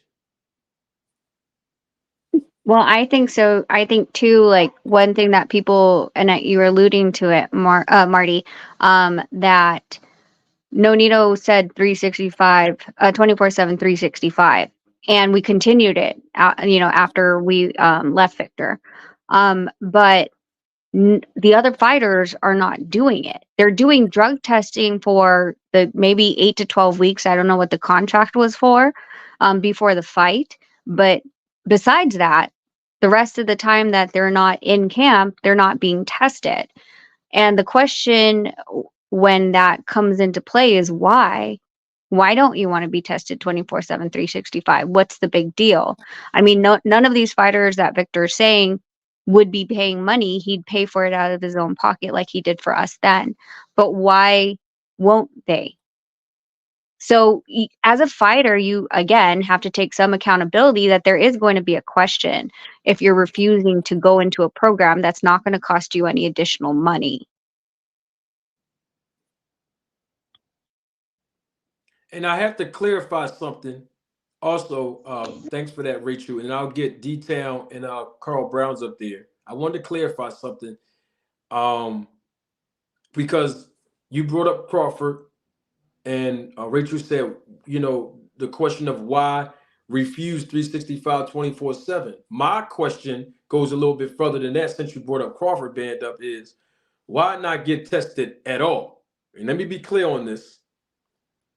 I've already proven to Victor. Now, he didn't believe me at first, but I actually told him, and everybody on the panel might know this already, that VADA actually publicly acknowledged the fighters that enroll in their program, the testing program, on their website. And so one of the things that I asked Victor was, did Terrence Crawford get tested for Sean Porter? He said he didn't know. Originally, he said he didn't know. And then he said, well, the promoter, Al Heyman, would have had to pay for it because it was a PBC card. And then I said to him, it was not a PBC card, even though Sean Porter was under the PBC banner. It was a top rank card that was published and produced on ESPN Plus. And so he said if it was a top rank card, then Bob Arum should have been responsible for Terrence Crawford, getting tested. And of course, obviously, VADA would have published him on their website, which they did not. I also asked them, was there testing for Terrence Crawford's next fight, which was David Evanesian? He told me at first he didn't know. Then I believe he also said no. But he also did say, in all fairness, that he did contact someone that represents BLK Prime about that discrepancy. We already asked him about, well, before I asked him, he actually just came out of nowhere and volunteered that Terrence Crawford and Errol Spence both were tested for 12 weeks. However, unfortunately for Mr. Conti, he tweeted 3 days after the fight that Terrence Crawford and Errol Spence underwent 8 weeks of testing. Now on this platform, he said 12. So that is a inconsistent discrepancy that we have to deal with. Now, with all that being said, the reason why I asked him about that is because all 3 fights that I mentioned that Terrence Crawford, competed in, Sean Porter, David Evanesian, and Errol Spence were the fights. All 3 of them were the fights that he competed in while he was with the SNAC program. So that's what made me ask Victor Conti that question. And and I also pointed this out to him, according to VADA's website, the last time that Terrence Crawford enrolled in VADA testing, I've said this on numerous occasions on this channel, so this is no secret, was November of 2020. And then after that, since he's been enrolled with the SNAC program, we haven't heard anything from VADA's website that stated that he was tested, period, let alone the 365 24/7 that Victor Conti claimed that he refused. So what I'm saying is, before we can get the 24/7 365 when it comes to Terrence Crawford, we got to deal with, was he tested, period, for the fights that he had under the SNAC program, which VADA's website did not include. Now, Victor Conti said maybe they didn't get a chance to update it. My response to him was, oh no, they've updated other fighters. And I gave him an example of Regis Prograis and Devin Haney's enrollment through VADA in I believe that was September of last year, 2023. They updated all the other fighters on there. So that's why I said, well, it's not an updated issue that they didn't update Crawford's VADA testing enrollment acknowledgement, because they updated everybody else's in 2023. So I just wanted to put that out there too, because those are the facts that I have to give my assessment on just that part alone, since we're talking about testing.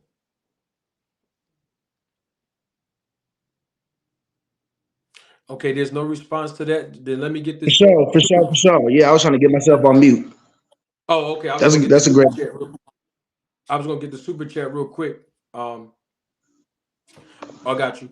All right, double salute, my guy Toon. One more time, thank you, Toon. Contribution, support, and everything else you do for the channel, Toon. Double salute to you, man. Thank you again, man. Happy New Year as well. I should have told you that the first time. My fault. Toon says, I just want to know how it's even possible to weigh in 135 to 140 and come in 165 to 170, meaning pounds.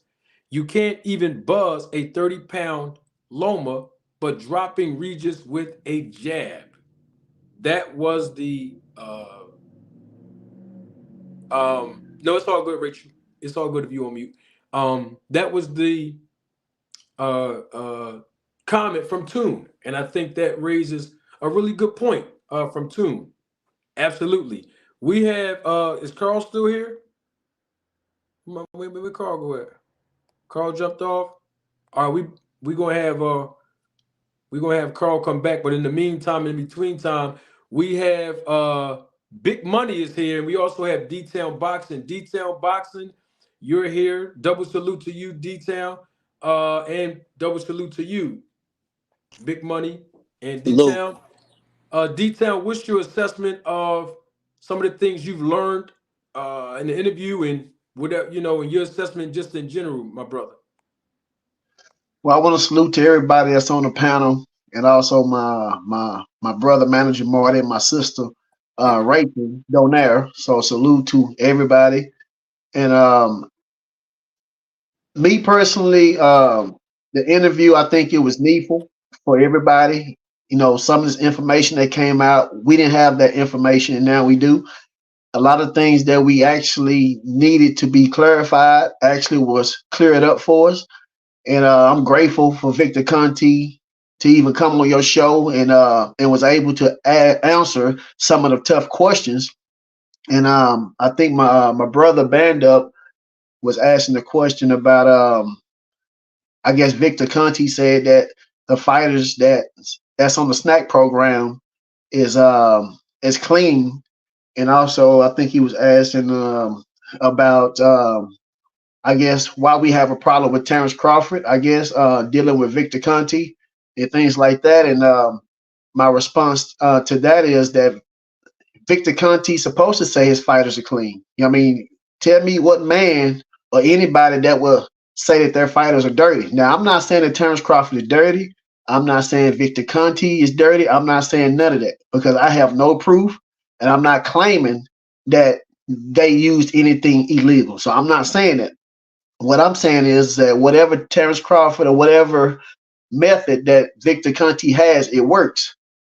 And the difference in between Terrence Crawford and Donaire is that Donaire, you know, he tested, you know, around the clock, you know, as far as throughout the year. Terrence Crawford didn't. So we can't even put Terrence Crawford in the same category as Donaire, you know, and according to manager Marty, he was saying that Terrence Crawford, the last time he tested for his VADA was 2020. So, and he was up under Victor Conti. And then Victor Conti said that all the fighters that's up on the snacks is clean. You know, well, he said there are cleaner fighters. And last time I checked that most of the fighters, you know, test up on the VADA. So what's the difference in between the fighters that he deal with and the fighters that he do not deal with? He doesn't deal with. So how can he say that the fighters up on the snack is the cleanest fighters when they are taking VADA just like the other fighters and some of the people that he's dealing with not even taking VADA? So what method do he have to even say that his fighters are cleaner than other people or other fighters when he don't even know what they doing? I mean, he was asked about the Errol Spence and Terrence Crawford fight. Was Terrence Crawford, you know, in them was taking VADA? He didn't know. He asked about Terrence Crawford with the David Avanesha. He didn't know. He asked about Terrence Crawford with Sean Porter. He didn't know. So my question is, he's supposed to say they clean. They up under him. But how can he say or assume that the other fighters that's not up under him is not clean also? Now, I'm not saying that he accused them of being dirty. The way he put it, he said that the snack fighters are the cleanest fighters. So I had a problem with that, you know, by him trying to say that the people deal with him as the cleaner. So I guess if Errol Spence and those guys was dealing with him, he would say they clean too. So once again, I'm not accusing Victor Conti or anybody that's dealing with Victor Conti of cheating. I never said that. What I'm saying is that my problem is that if you use Victor Conti, coming with that is going to be ridicule or people are speculating about Victor Conti past.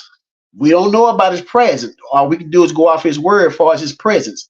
And as far as his present, we have not seen anything dirty.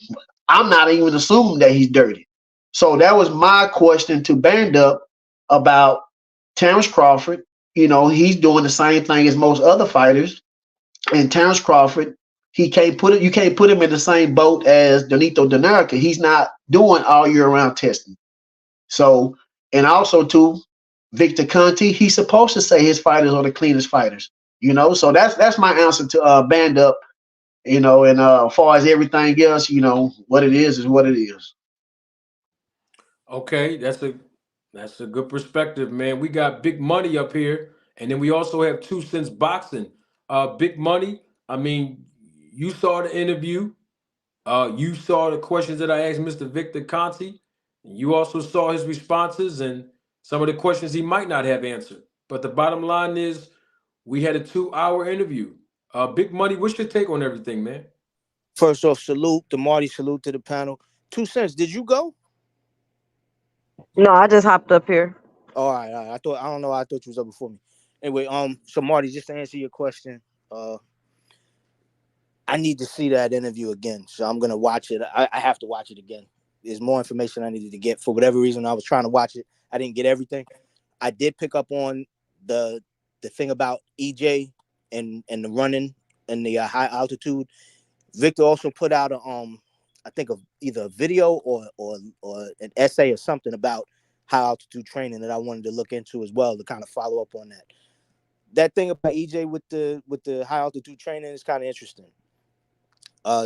Do I put all of that completely at fault as the reason? No, I don't think that's completely the reason why EJ lost that fight. There's more to it than that. It's not that simple, I guess you would put it.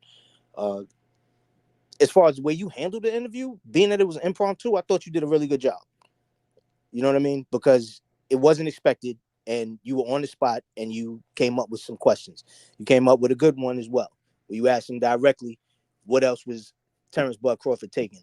He made the point that outside of what he provides through the snack program, if there are other supplements that he does not provide, he will recommend those things to the boxer. Now, you could kind of take that however you want. You can either read into it to the negative, or you can read into it to it just being banal. Oh, he just offering other options for other things. I don't have any opinion as far as this guy cheated, this guy didn't. I wasn't expecting to hear him say, oh, wow, you got me. You got me to talk to you. Yeah, everybody's taking all kinds of roids. The boxing world is crazy. And I provide them. I wasn't expecting anything like that. I was just expecting him to do what he did, answer questions.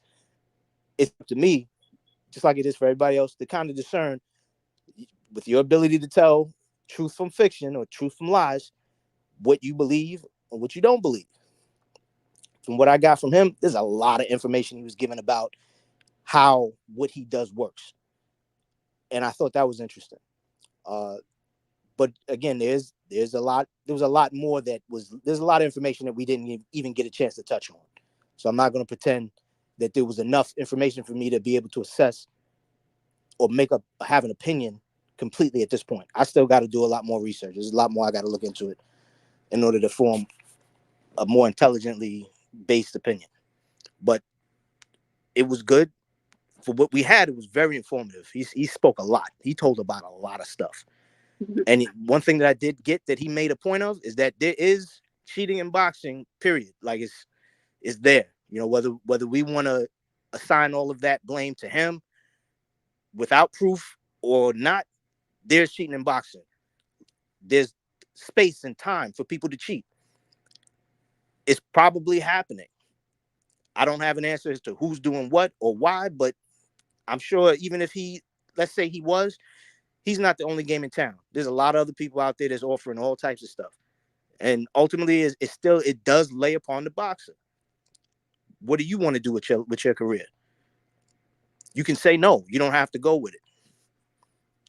My take.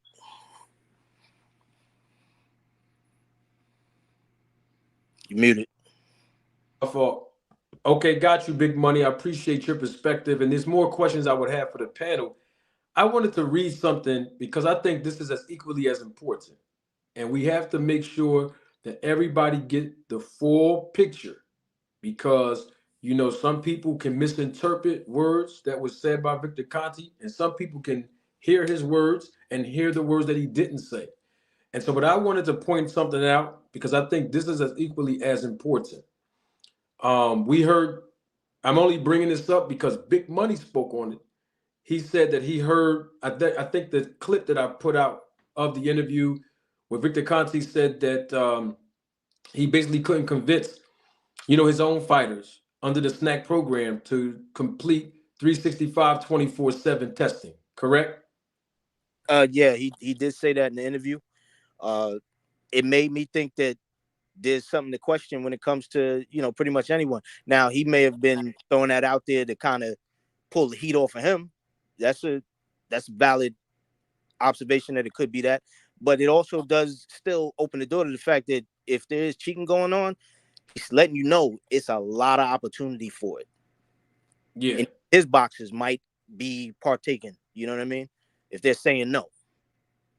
Well, the point that I was going to bring up that confused me after hearing, Victor Conte say those words about, and he used his own snack fighters. He used Crawford and he used Haney. Now, people were trying to basically grind me up and criticize me in my comment section on that video by saying, Manager Marty, you didn't include Errol Spence's name in the title. Well, Errol You Spence know is I not said with that, Marty. You know I said it.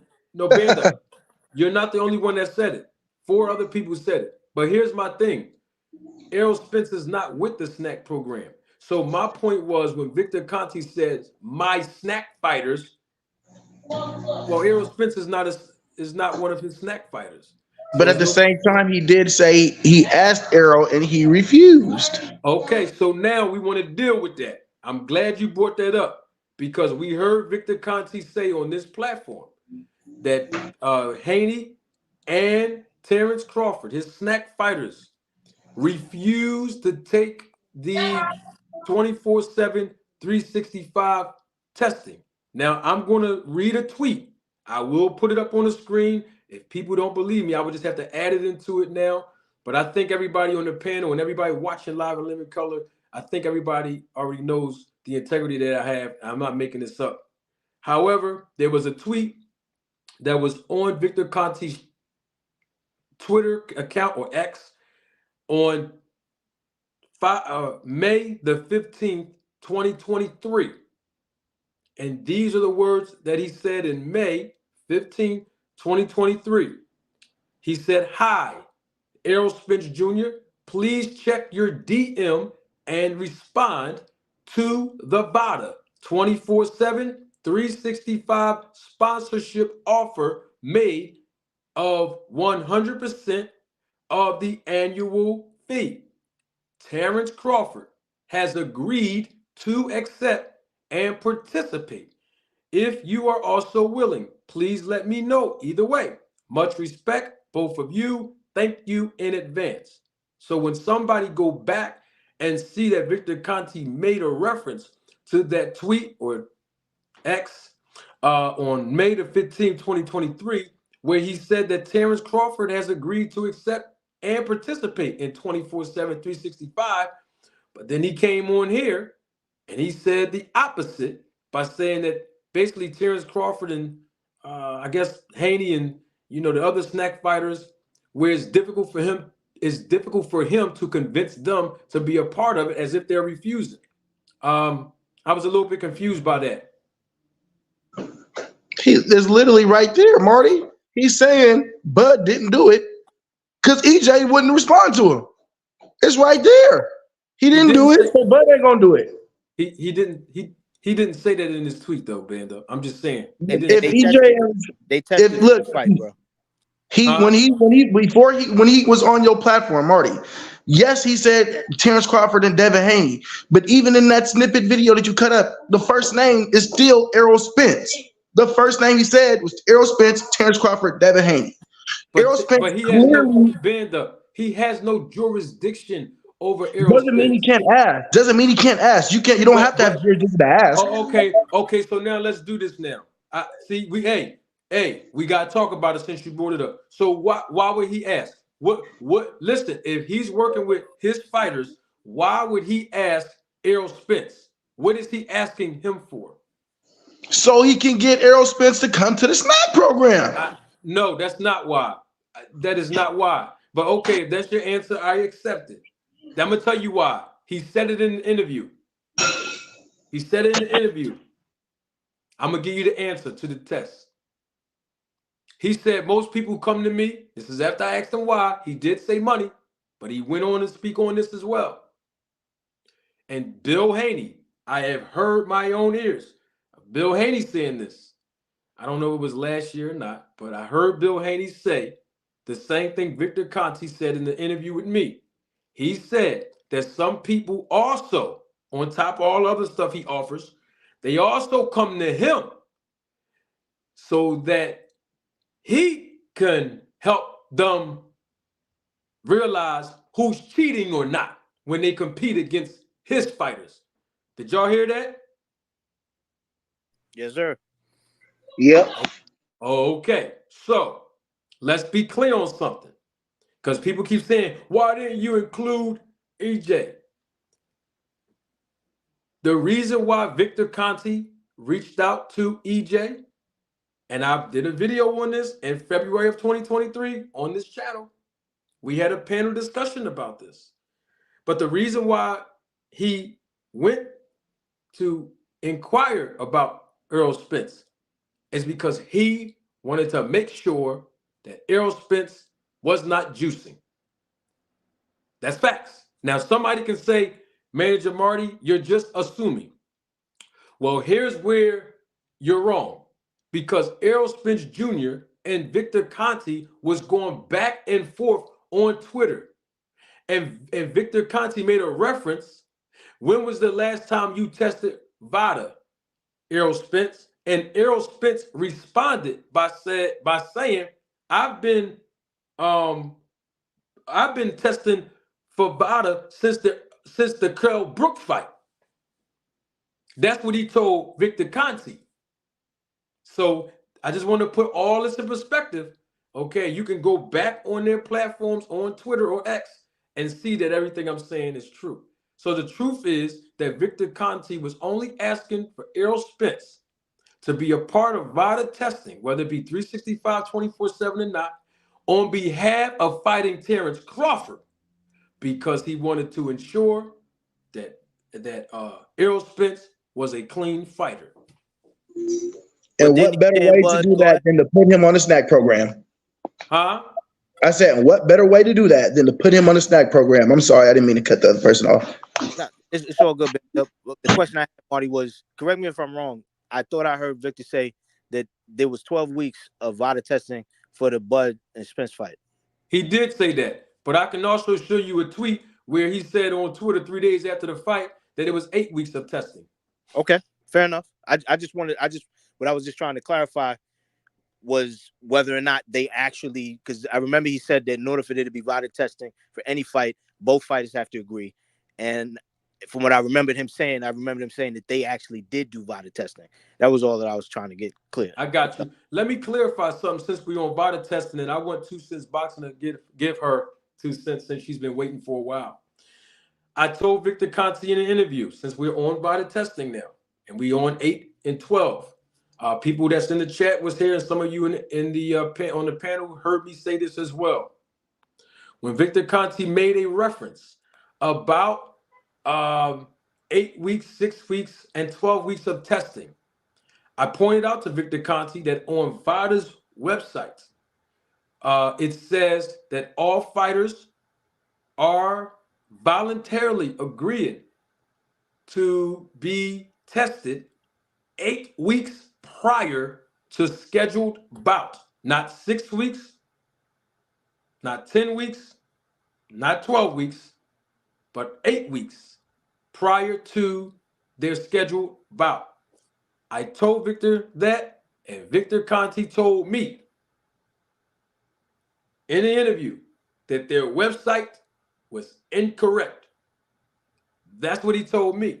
However, his tweet 3 days after the fight was congruent with VADA's website, because he said that Terrence Crawford and Errol Spence underwent 8 weeks of stringent VADA testing.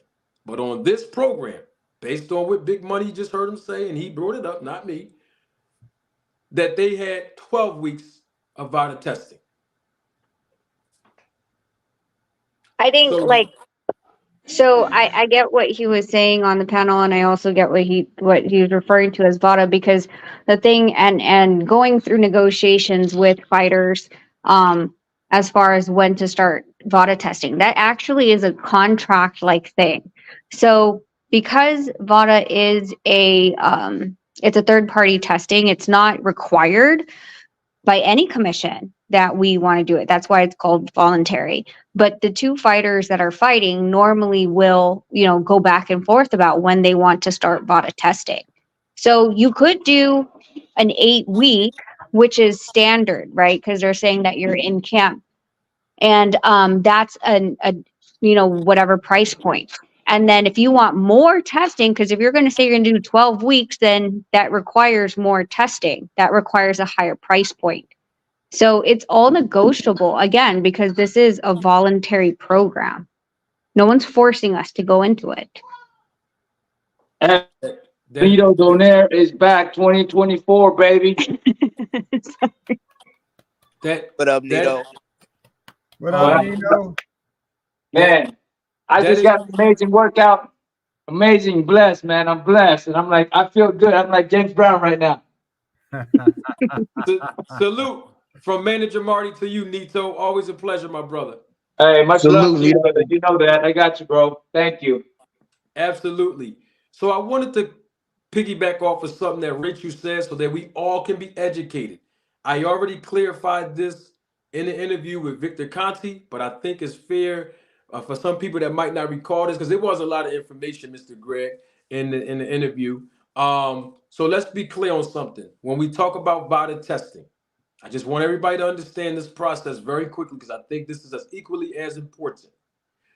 So when we think about VADA testing, we also can agree based on what I asked Victor Conti, which I knew the answers to, but of course I know he did too, so that I can educate you all through his answers. When we think about VADA testing, we know that VADA themselves do not own their own testing lab. In other words, they do not, meaning VADA, they do not perform the actual tests. They don't perform it. They also contract the responsibility with the DCOs, you heard me mention that before, to collect the specimens. If they're certified as phlebotomists, of course, most of them are. They're the ones that draw the blood, etc.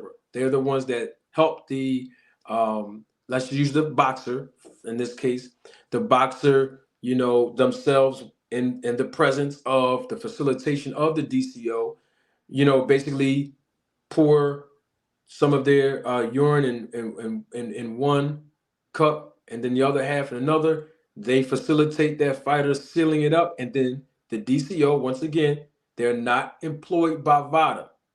They are contracted by a company who facilitates the collection of specimens. And then with that being said, that DCO then ship the specimens out to the WADA accredited lab to perform the test based on WADA's protocol. So I want everybody to be clear on that because you heard Victor say it, you heard me ask him, you heard us allude to it, and you may not understand what he was saying, okay?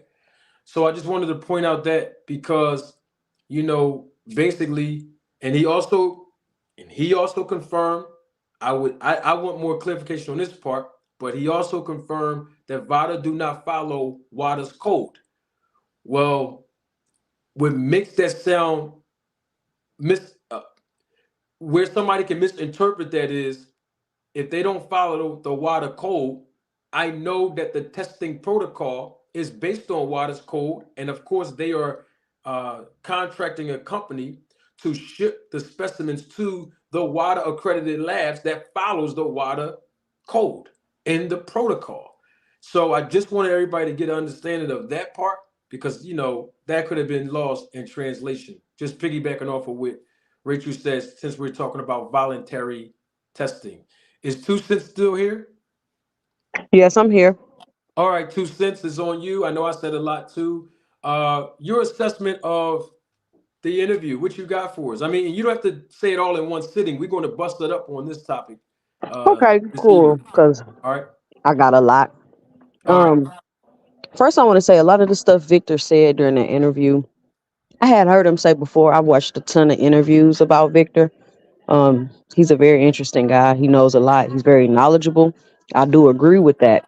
But my biggest question, and the question that I've always had, and I've said it several times, when I asked Victor, he did not answer it, which is, how do you plan on cleaning up the sport when you just sat here in this interview and said basically is you could do you could do this that you could cycle off, you could take the drug for 6 weeks and still have the results from it and be able to pass the test because you could cycle off and still have the residual effects. It's things that people are using that are not on the list, so they're not quote unquote illegal yet, even though they probably shouldn't be used in boxing. You have people microdosing, which they allow certain limits of certain drugs to be used, so they also could use that as an advantage. The promoters are BSing with you, the commissions are BSing with you, the fighters are BSing with you. So how are you going to clean up boxing? You've been doing it 12 years and your answer was 24/7 testing, but you yourself said you've only gotten 3 people to participate in this testing in 12 years.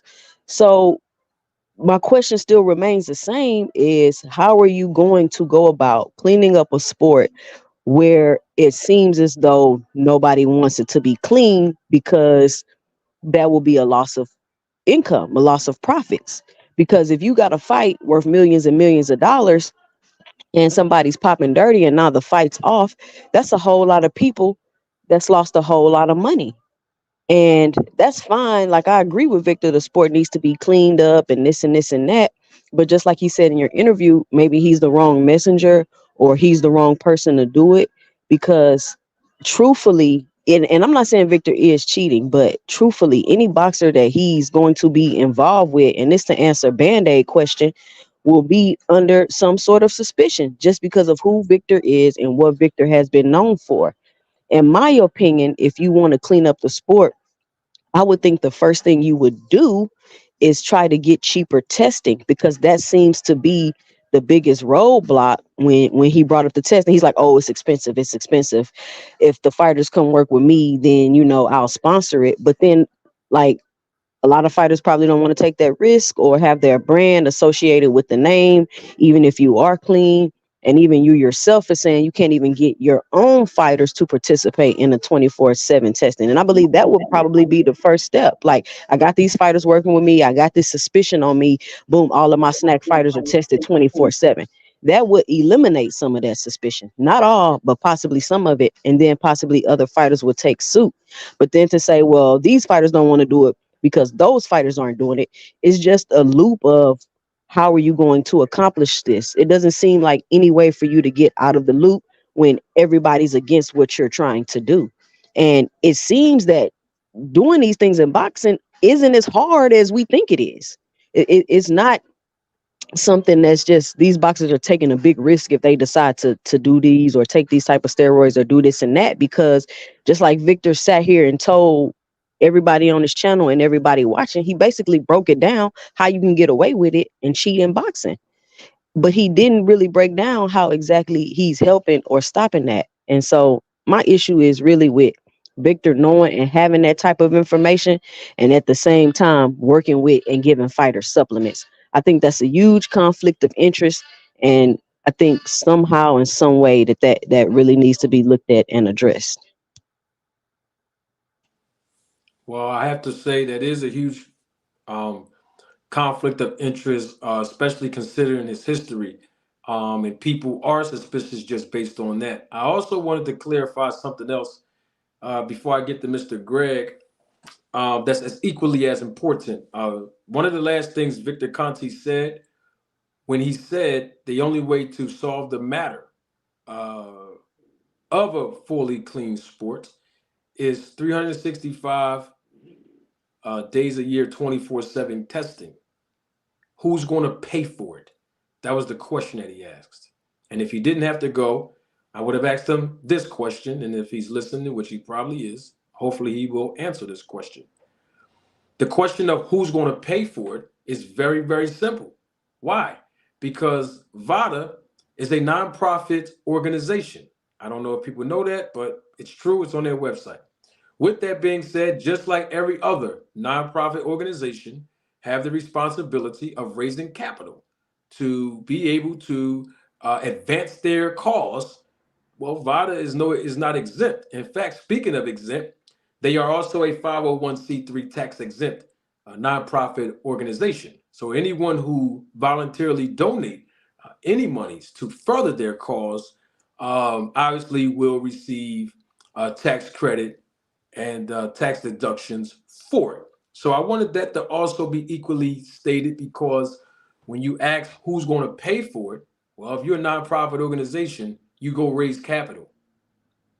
Very simple. Mr. Greg, it's all on you, my brother. What is your assessment of the entire interview? If you can remember, if not, that's fine, because I'm going to ask you all some certain questions and some points that I raised up to get you all's perspective on it. Well, greetings to everyone and Happy New Year to Miss Rachel, 2 Cents, and everybody else. I said a hello to everybody, most everyone. I think what's beginning to be very clear, or should have been clear, there's still areas from the interview that require follow-up.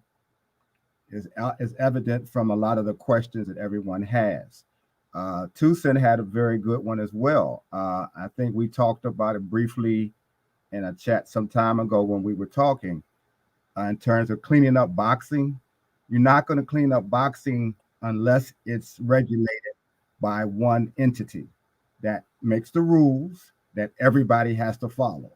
So there's, right now, as we know, there are at least 5 major entities. We're talking about Eddie Hearn. We're talking about PBC, Top Rank, and Oscar, and Frank Warren. Let's just say that. Where those 5 agree to one set of rules and then bring a smaller promoters into the fold where everybody will follow the rules, everybody will do this, do that, and so forth.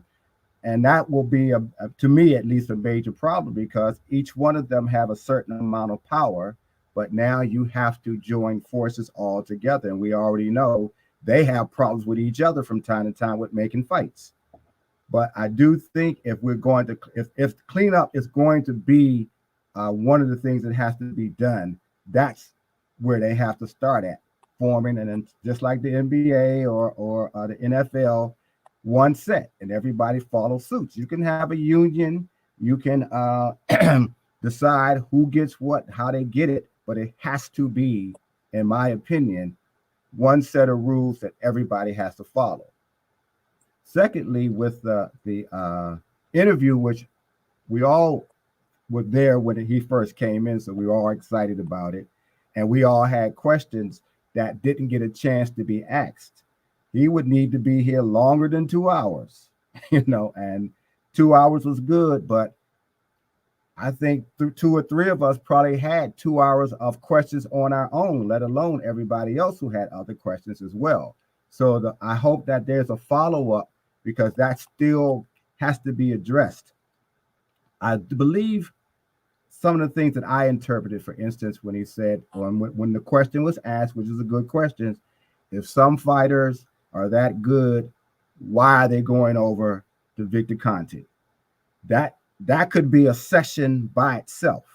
Now, he did say money. My impression of what he was trying to say was he has enough money to pay the top fighters to sponsor them.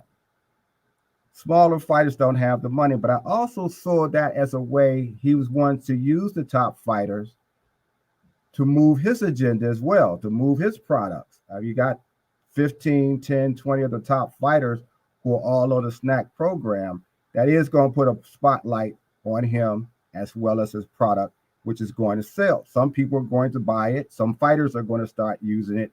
That puts him in a position where he starts to, I believe, to rehabilitate his image from being the bad guy who's doing wrong to now here I'm the guy who's, and I said this once before, who's now making it all good for fighters. I know how to do this because I was the bad guy before. Now I'm showing you how you can stop that. I believe that's one of the things that he's trying, probably is going to try to continue to do, and it doesn't seem like a bad thing, but you have to question it overall. You still got to question it. So in that regard, I think that needed to be clarified. If you are spending money, what is the money being spent on? How much are you paying them? Those are the things that got to be asked, because it sounds like what he was saying is, I'll sponsor you if you're at the top tier of the boxing tree, and you have to do these things for me. This is what I pay. You have to use my product, et cetera, et cetera, et cetera. So some fighters who probably don't want to spend the money that they need to spend for training, for sparring partners, some people have to be paid regardless of whether you fight or not, because sometimes a fight will fall out and you've already started training for a couple of weeks. You still got to pay people.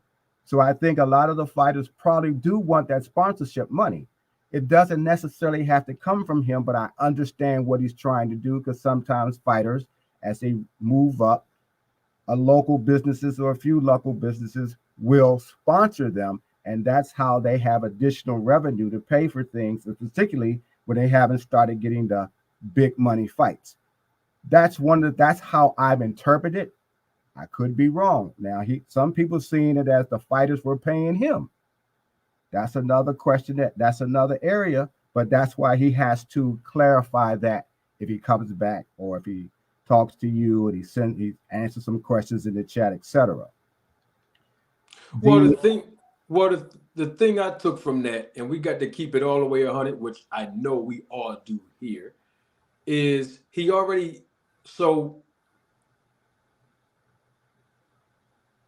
mentioned this, and we actually just brought this up.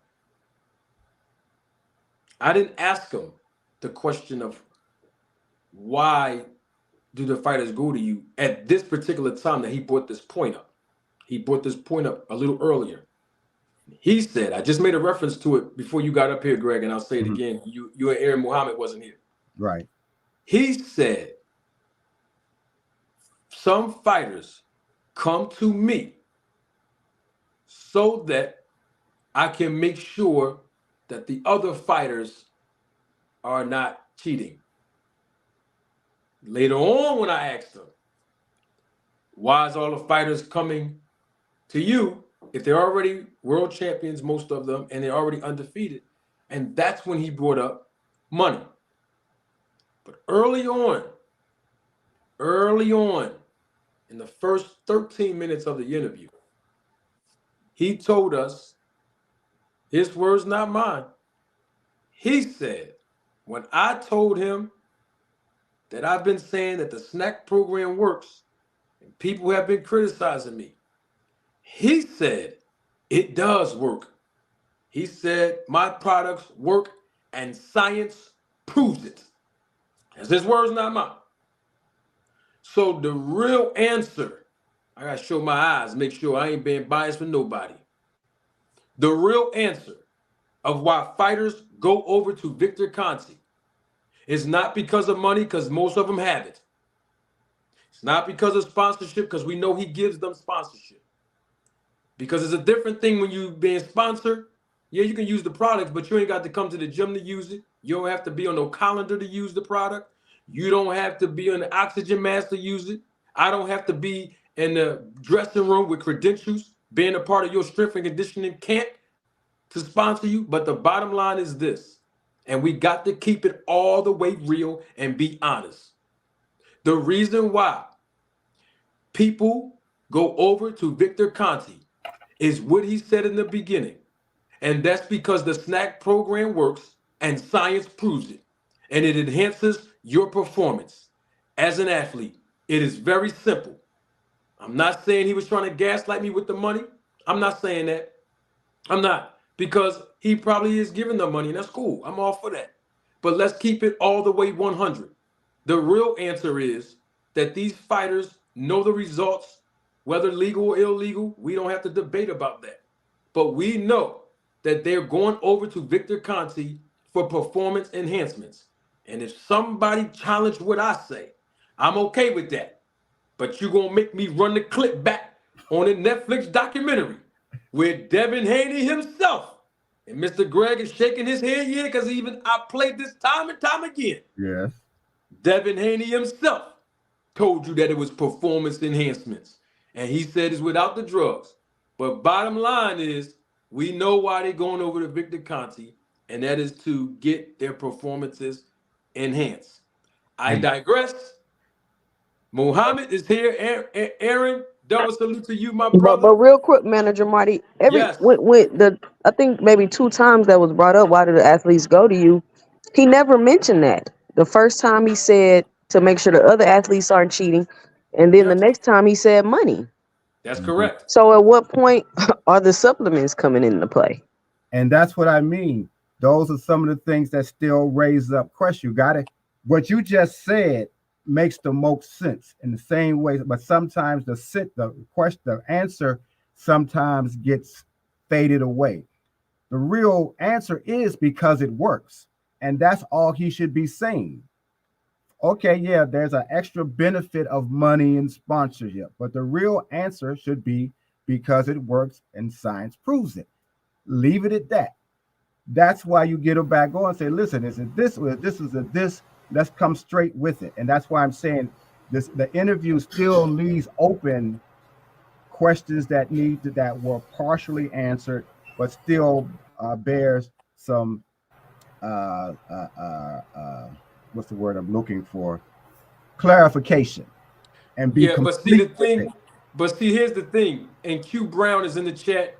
He can verify this in my comment section, and all of y'all up here can verify for the last 5 months. Lord have mercy, Mr. Aaron Muhammad. I kept telling the people that the snack program works. I've been highly criticized, but now Victor Conte tell you it works, and science proves it. You see, all I'm saying is it works. Science proves it. And he did not answer the question to tie it back together. You know what I mean? See, that's what the truth is, and we got to deal with what's real. Mr. Muhammad, my brother, I know it's a lot of information, so I'm not going to ask you to give me all of it, but just overall, what was your assessment? I got some other stuff, loud and clear. Okay, I think I'm okay. Can you hear me now? Yes. Okay. We can hear you. Again, salute to everybody on the panel. Salute to everybody in the chat. Just a general overview of the interview itself. Outstanding. On the fly, your professionalism definitely took over. It didn't allow for what I think a lot of people wanted to see, which was simply a confrontation where you're going back and forth, making accusations or listening to Mr. Conte vent, which I don't think that's what that was at all. He has a body of information that I think we all can say is not available as it was that night, and things that we've heard or know about some of the fighters. That brought it a lot more clear. And for me, he definitely answered a few questions that I had. And I'm going to start with this. I found it very interesting that one of the first things he said was related to the PBC. And I think what a lot of people miss is that there is, and has been for quite some time, not with just Mr. Conte, but I remember it was reminiscent of what happened to Rich Geisler, or Geisler was on here. I'm sorry, I'm saying his name wrong. Mr. Rick Glazer. Rick Glazer. When he came on, he showed right off the bat, yes, sir. He let it be known very early on in y'all's discussion that he had animosity toward PBC. And I'm going to say this. I noticed in what Mr. Conte said about, I think he used the term multiple. And I thought about that, and I said, now I had to kind of put on my promoter's hat for a second. I'm not saying that PBC is a promoter, and I'm not saying that Al Heyman is a promoter. I think your fighter to something that you know is not going to be even on both sides. Why even do it? So when you have a person that's coming and basically recruiting fighters, managers, or something of that nature at one of your events, I can tell you almost 100 times out of 100, that's going to shut down. Because again, if you wanted to promote or sponsor some of the fighters for the PBC. We saw how it went when he used the method he used with Errol Spence, the way you go about it. And then, of course, we know his background has a lot to do with that. But something Two Cent just said a while ago, he wants to be a part of cleaning up boxing. And actually being a part of cleaning up boxing are two entirely separate things. I think the first thing that he start, if I were him, I would have to have a relationship with all of the sanctioning bodies, or at least create a relationship, because then it doesn't look like I'm going after just certain fighters. If you go under the rules of the sanctioning bodies and help them establish the rules with the testing, it seems a lot more genuine to me. That's just my speculation. But again, Manager Marty, on the interview itself, and there's so much, and Mr. Baker is absolutely right. Man, there's hours in my head alone, of course, just in follow-up that I want to ask.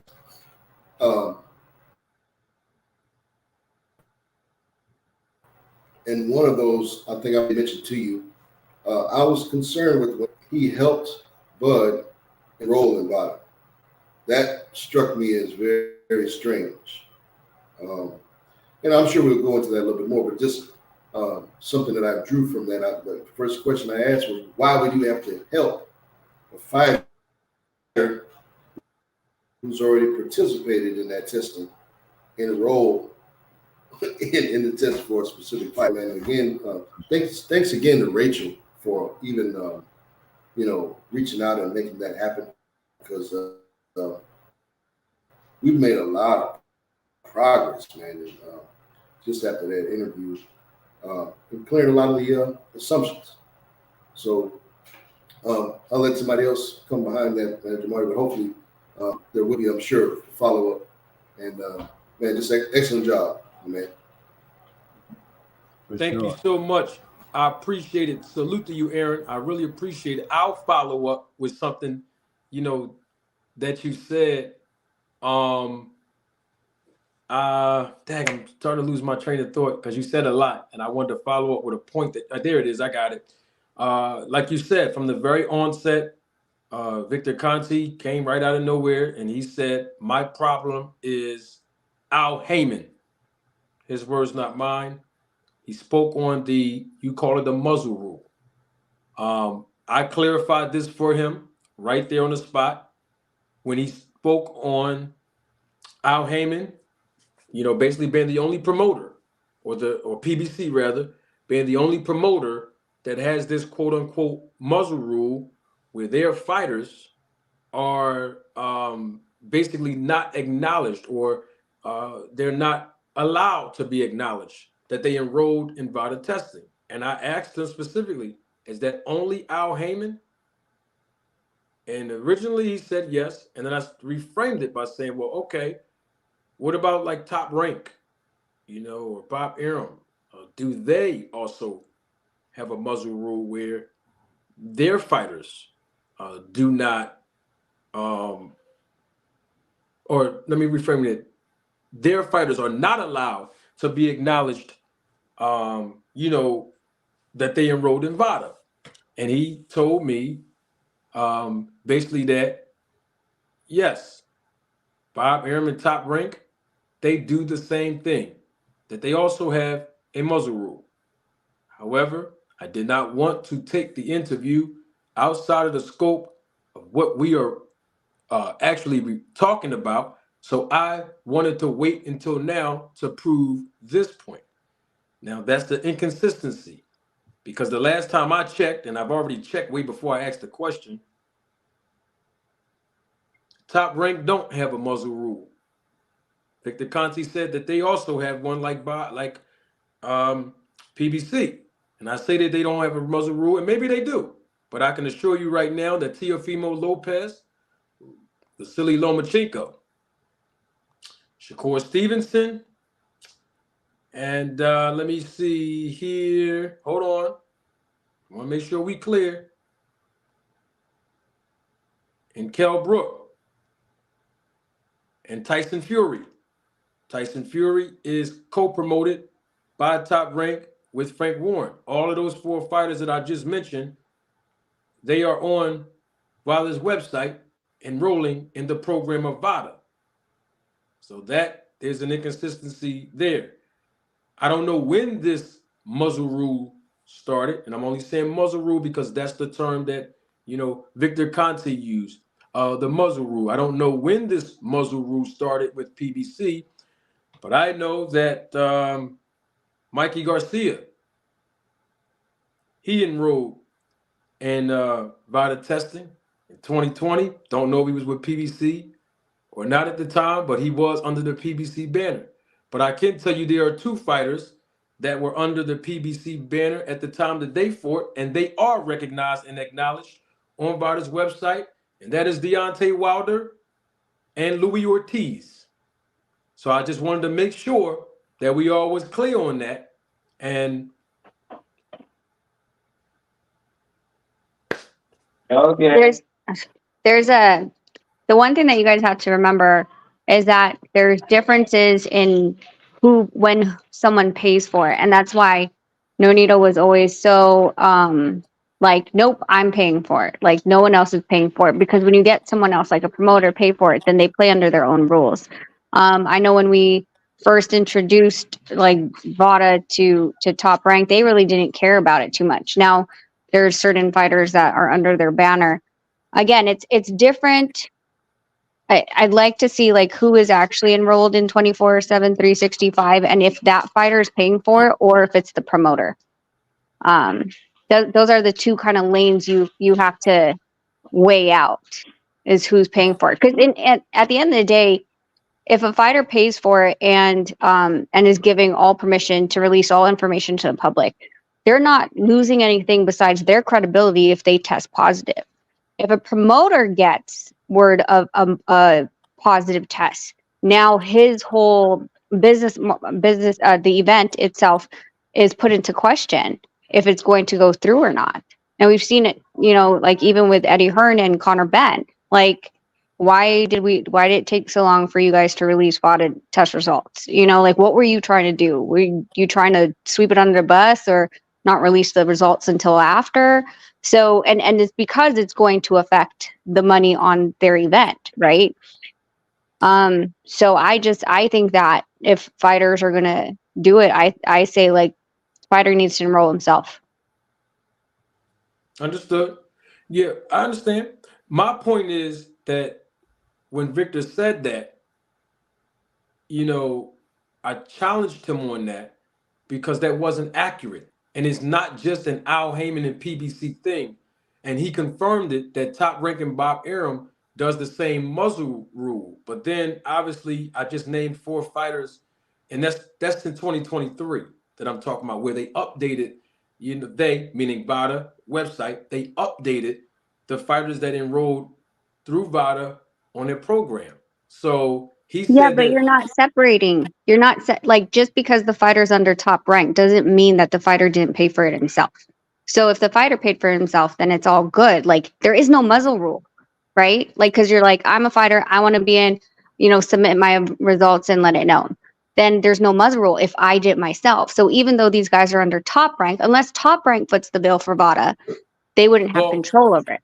I understand, but according to what we heard from Victor Conte, he said this, the reason why he's bringing up Al Heyman and PBC, like he's tweeting about them, is because the promoter is responsible for paying for the VADA testing. That's why when I asked him about Crawford and Sean Porter, he immediately said that if PBC was the promoter, they paid for it. And I corrected him and told him that they were not the promoter in that fight. It was Top Rank and Bob Arum, and that had that fight under their facilitation between Terrence Crawford and Sean Porter. So he said, Victor Conte said, the promoter themselves are responsible for paying for it. And I think that's where the inconsistency comes from. So if we have Top Rank fighters that's on the website, we can't naturally assume that the fighters themselves did it if we're taking Victor Conte's word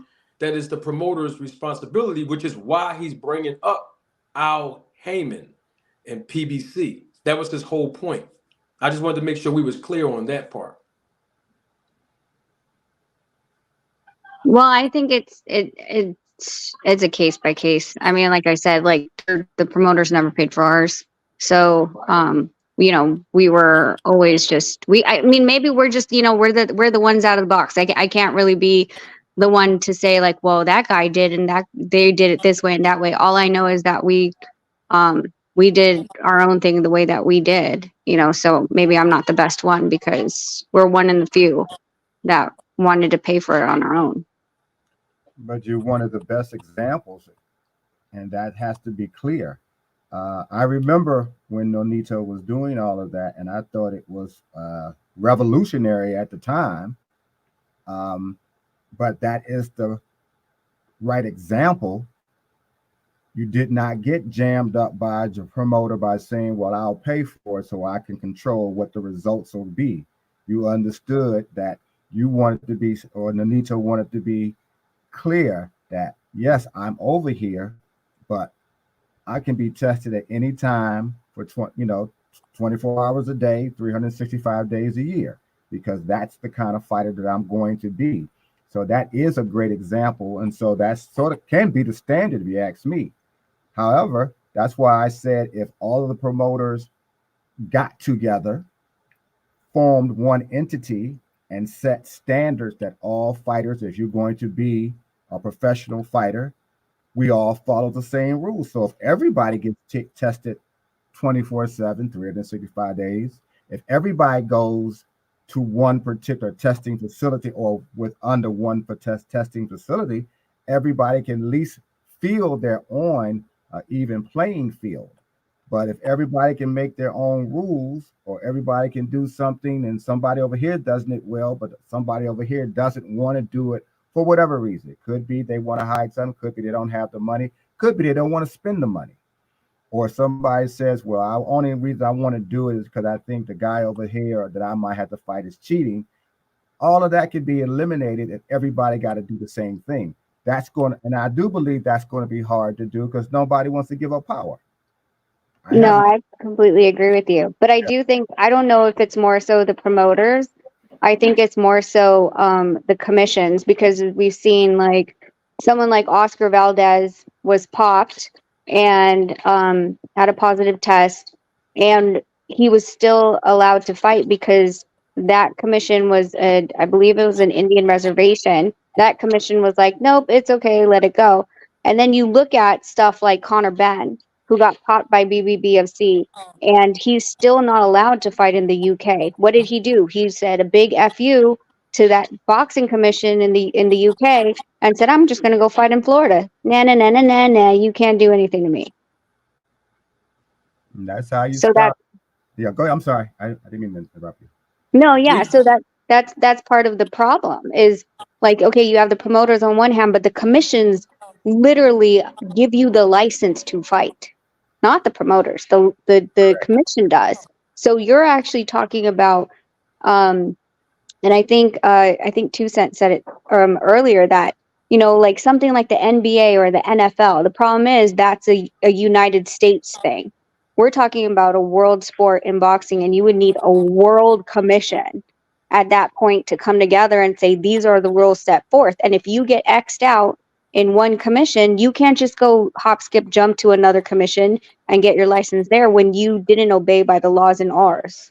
Mm-hmm.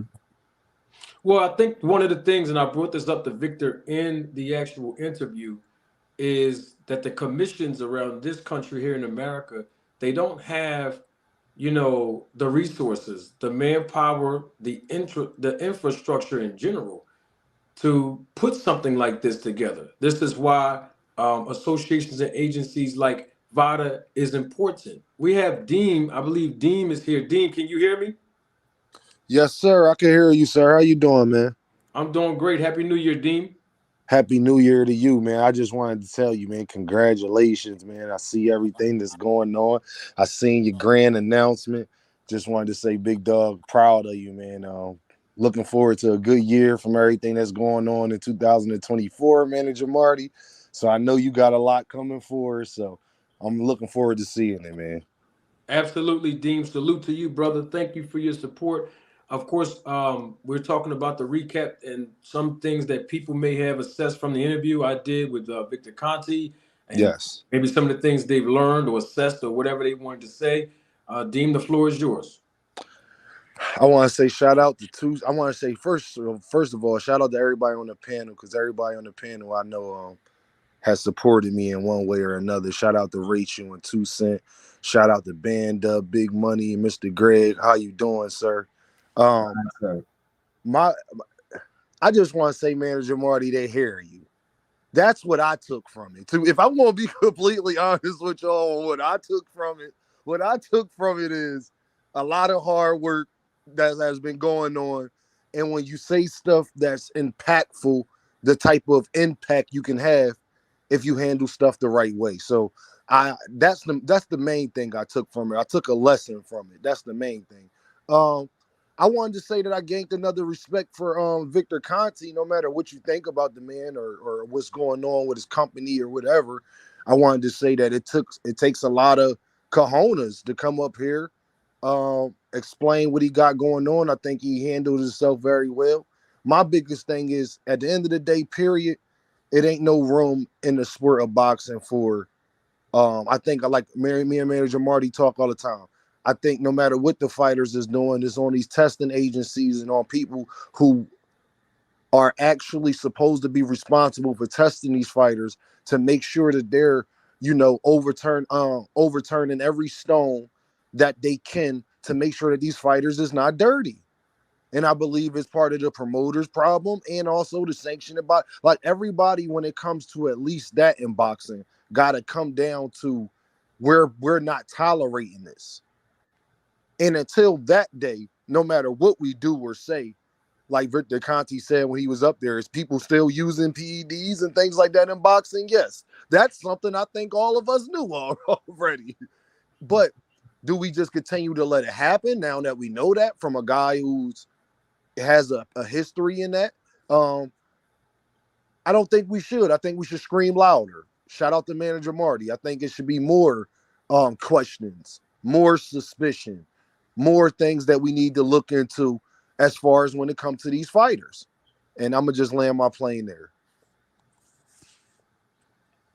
Can All I right. say, before you get started, that this interview, and I've seen a couple of things over the last couple of days, has certainly, in my opinion at least, prompted a lot more intelligent questions than what I've seen previously. And you can take credit for that too, because it started over here in your show. So I'm seeing a lot more intelligence being shown when people are talking to Rachel or talking to 2 Cents or just speaking in general. They're now realizing that if you're going to talk about the sport, you need to know what the heck you're talking about, or at least do your homework. May not be a question everybody likes, but it does have a degree of intelligence to it. And I think you can take credit for sparking some of that, because some people are smart. They just chose not to be when they started talking about boxing. They just more or less just got emotional about it because of their favorite fighter or what they felt. Now you have to really think about what you're talking about, because these are things that are that require you to think. So I think I just wanted to put that out there, that you're making people use this a little bit more. So take another bow. There you go.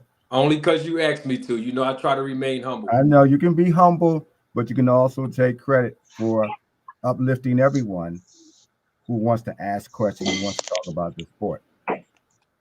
And Marty, did you see Victor was in the chat? Yo, Marty, I'm gonna say, did you say that again? Victor's in the chat. That's great. Welcome, Mr. Victor. Hello, Mr. Conti. That's great. That's awesome. One of the things that that we know is true, and I think everybody basically alluded to it, is that there are still ways in this sport of boxing where boxers can still cheats. I mean, when we look at, let me give you an example, because Band Up wanted to keep talking about Boots, and I wanted to clarify something. Whether Boots was on Snack or with the Snack program or whatever for one fight, since you made a reference to this Band Up, what does that have to do with what we're talking about with the fighters that are there right now? And I know you're only saying that because you are a Terrence Crawford fan, and for all these months, I've been telling people time and time again that the Snack program works, and then I was getting criticized for saying that, and then Terrence Crawford fans were chewing me out the water. I mean, I've been, and still to this day, I'm still enduring insults that are being hurled at me only because, you know, when I told y'all that Terrence Crawford was a part of the Snack program, most of Terrence Crawford fans, not all, but most of Terrence Crawford fans were trying to tell me that he wasn't. And then when I posted a picture of him in the gym, at the Snack gym, you know, people still was criticizing me and saying that, oh, he's just working out. Fine, no problem. And then when Joe Rogan does an interview with Terrence Crawford, he confirms that he's with the Snack program. And people still were insulting me and, you know, saying all kind of stuff. But the thing about it is, we got to keep it all the way 100 and be honest. And the Snack program works. They said Mr. Victor Conti's in the chat. Great, because one of the things I said earlier to agree with him is that the Snack program works. Science proves it. And he said it enhanced performance. So now when you hear him say it, him meaning Victor Conti, you know, nobody can sit here and just criticize Manager Marty for saying the same thing that Victor Conti said. But the thing is, what I recognize is, and I know, you know, people don't want to talk about it, but that's why I do my own thing and I keep it real. And the thing is that we know for a fact that the program works, and anybody that used the program, their performance will be enhanced. I mean, that's the truth. So I don't know if that's people's way, especially Crawford fans' way of trying to deny the fact that, you know, he was on the Snack program when he fought Errol Spence, David Evanesian, and Sean Porter. I mean, it's the truth. Me bringing up Boots ain't got nothing to do with me being a Bud fan. I just got the same question you have when it comes to Jerron Boots Ennis. If But he it's not the same was, question I have, Band Up. yes it is. It's why. Yes it is. It's why did he go over there? If he, I don't care if it's for one fight or 10. If you went over there and you participated, my question is the same question you have. You already good, Boots. Why you go over there? But That's see, my now, only when question. I- That's the but only see, reason I but- want to be. Go ahead.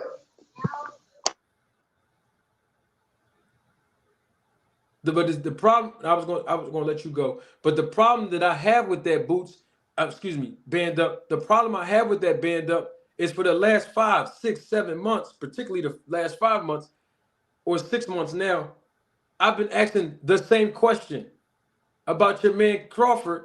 And then when I asked, I was getting all kind of answers. Now you want to ask about Boots. It technically is the reason why you're asking or you saying something about Boots, because like they say about me, they say, well, man, Jamarty, before that, you didn't say nothing about Bud going over there before the fight, but that's because they ain't know me off YouTube. But the bottom line is, what do everybody else got to do with the fight that we were talking about? See, the thing is, this fight, and Aaron Muhammad was here, and so was Greg, this fight have caused a lot of controversy. And I'm talking about Crawford versus Spence. You know what I mean? And so since that fight happened, this is what we've been talking about. As Mr. Greg pointed out, we still go be talking about it for a while. And the thing is, when I was bringing it up, you know what people said? Well, Manager Marty, why aren't you talking about other fighters that are on Snack? And people that know me, that are watching live and living color, the replay of this live, and people on this panel have heard me say time and time again, hold on, I'm going to talk about them too. but we ain't talking about them now.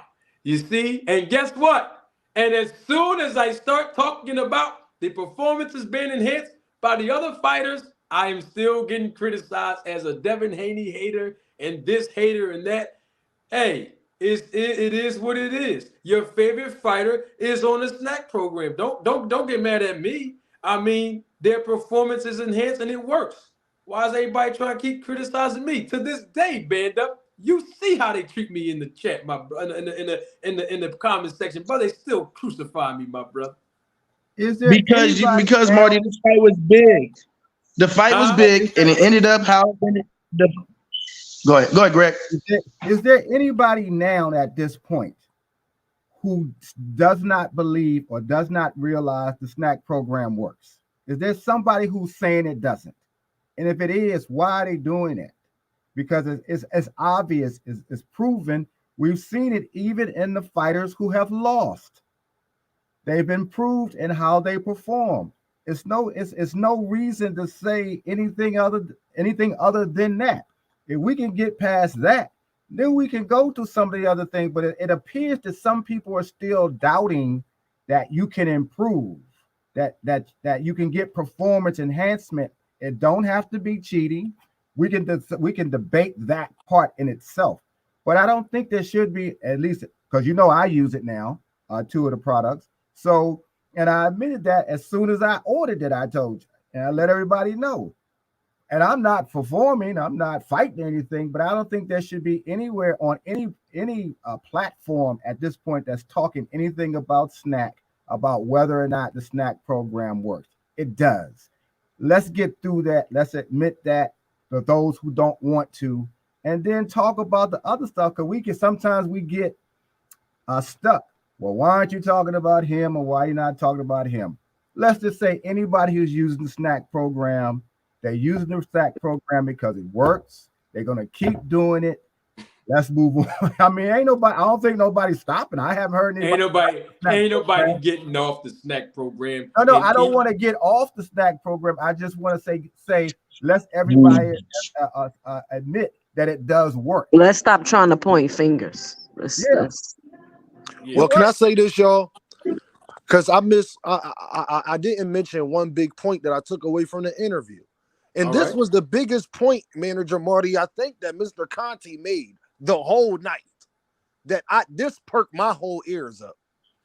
When he said it's certain levels of these performance enhancers, we'll say, that is allowed.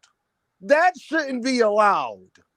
Just that part right there. The fact that they only going to pop you dirty after a certain level of stuff, then how do I know, as a fight fan, with my clear mind, that anybody is clean and they're not doing what Mr. Donaire did, the 24/7, 365 thing? Like, how do I know that personally? How would I, in good confidence, if Mr. Conti knows that, then I'm pretty sure that other boxers and trainers know that.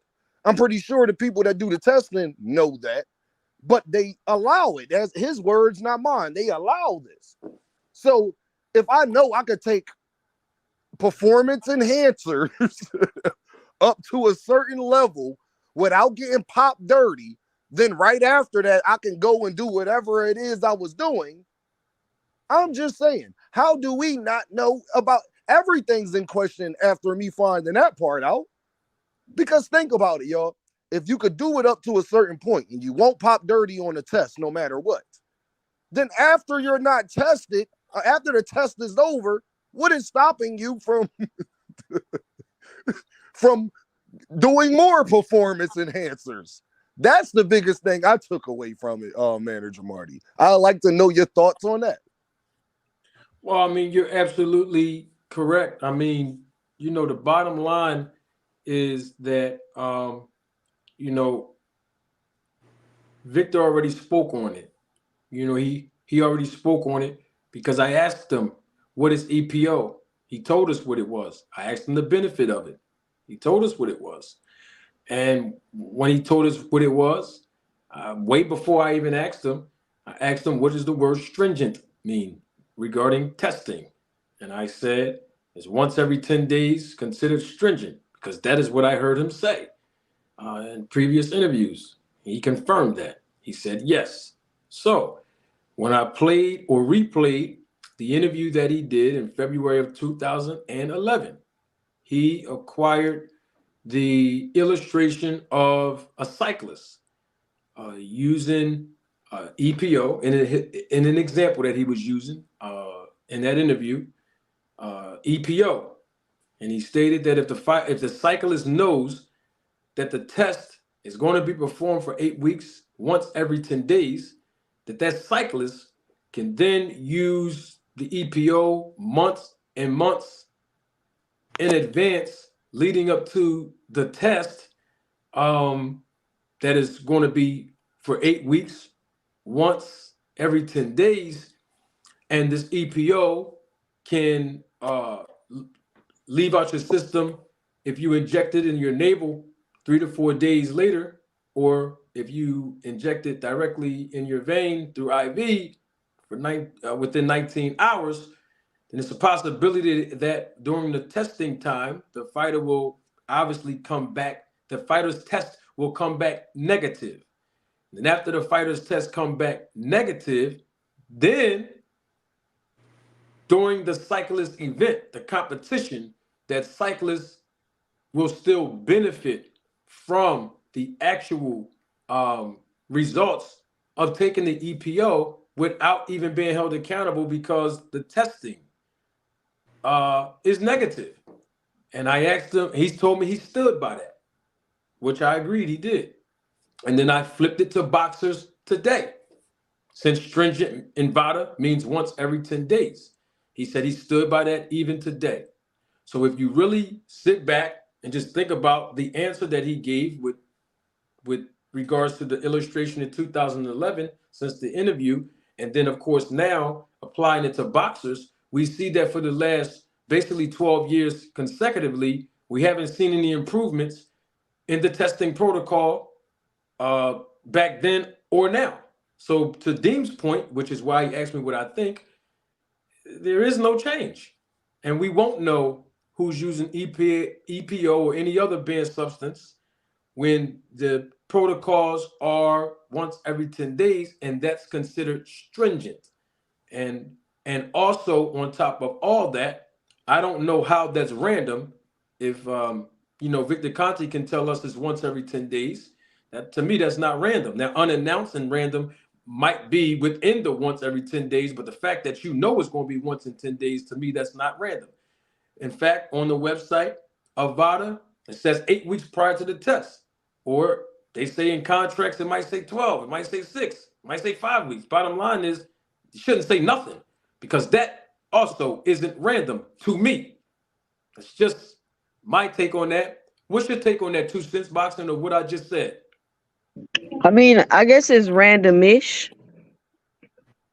I mean, I guess if you don't know an exact time, place, and date, then people might qualify that as random, I guess. Understood. How about you, Dean?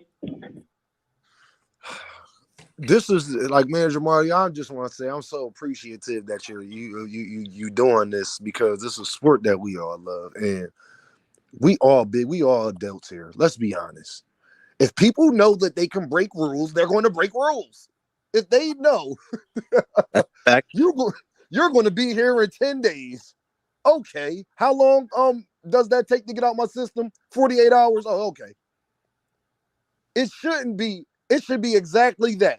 Not randomish, 2 cents. It should be exactly that. You don't know when I'm going to pop up. Like Jehovah's Witnesses. You understand me? You don't know when I'm going to pop up on you. Just know.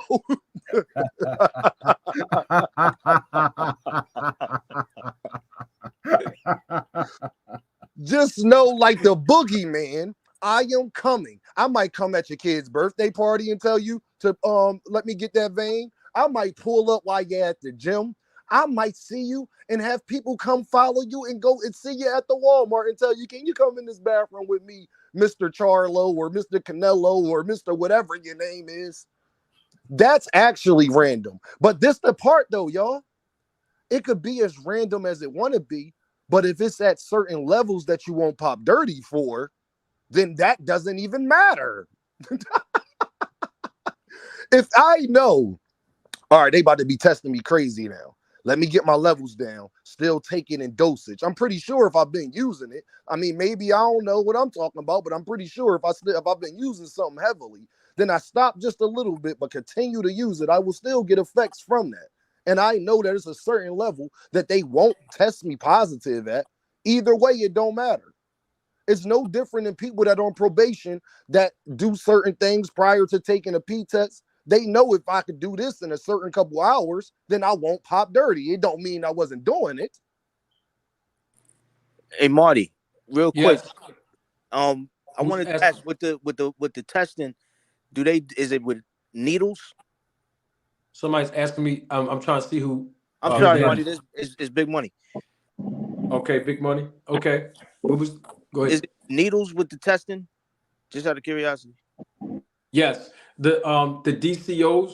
Right. I think all of them at this point, definitely majority of them, especially the ones that's going to draw blood, they are all certified as phlebotomists, and that gives them obviously the authority to be able to draw blood if you're doing blood and urine. So yes, absolutely. I think it all goes back to money too, because I mean, it's almost like, okay, we can have these random testing, but if I'm steady sending people out and you're not there or you wasn't at this location, I got like all of that stuff comes with a cost.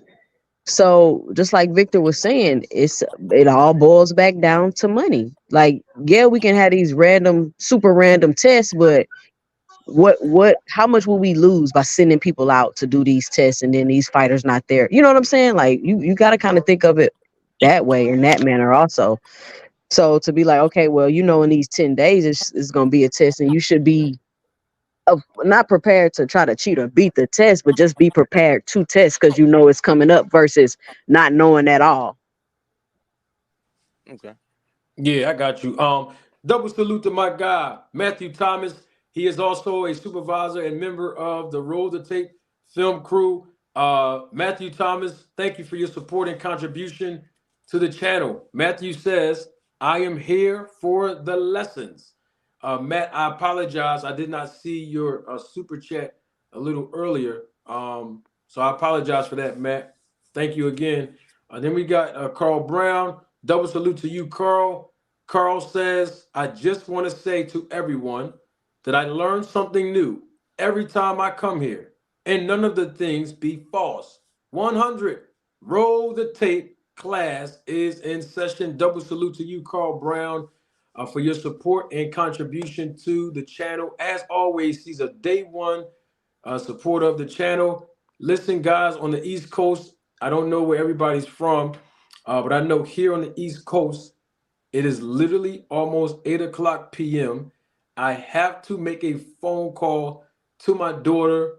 I told her 7:45, and I have to give her a call. It's a very important call. We've been on for 3 hours and 9 minutes. What I would like for us to do is come back tomorrow, and let's pick up where we left off. If you all want, we definitely going to talk about Errol Spence. Errol Spence returning. Definitely want to talk about that. I also want to talk about Devin Haney possibly fighting Ryan Garcia at 140 pounds. That might be a big fight coming up this year. All of that we can discuss tomorrow, 7:57. So I'm trying to hurry up before 8:00. But in any event, real quick, big money. If you can give me 30 seconds, last words. What you got for us, brother? All right, last words. I forgot what my other point was, but real quick, I just wanted to mention Victor did come in and say that that Top Rank doesn't muzzle. He mentioned the Fury when Fury fought Wilder. Fury was the A side, Top Rank was the A side, and both fighters were announced on Twitter. That was one thing I wanted to know what you had to say about it. Maybe next time. And the other thing, check your phone. All right, peace. All right. Happy New Year to you, Big Money. Happy New Year. Who did he say? Who did he say? My bad. Let me say what it was for you, Manager Marty. He said, the following is an example that proves Top Rank does not have a muzzle rule on VADA.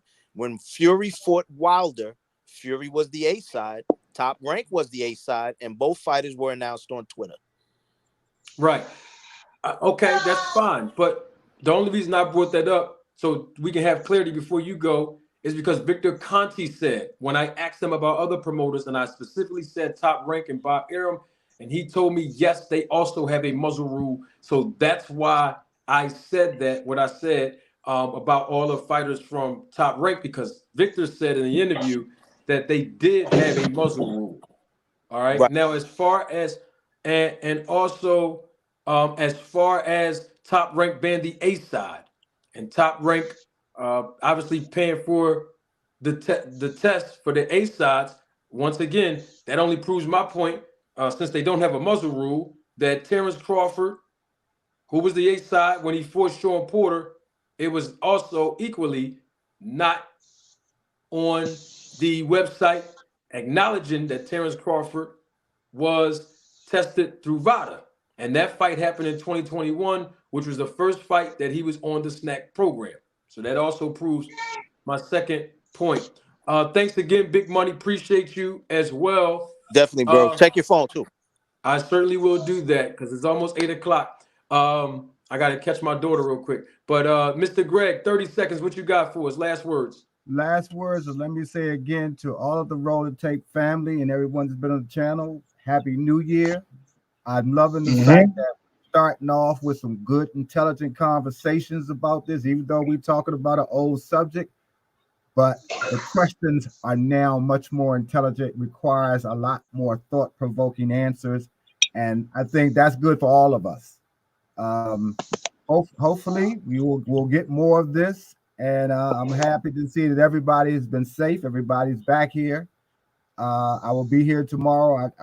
Things are winding down a little bit, so I can get on time, so I don't have to play catch up. And glad to see all of you. And that's all I got.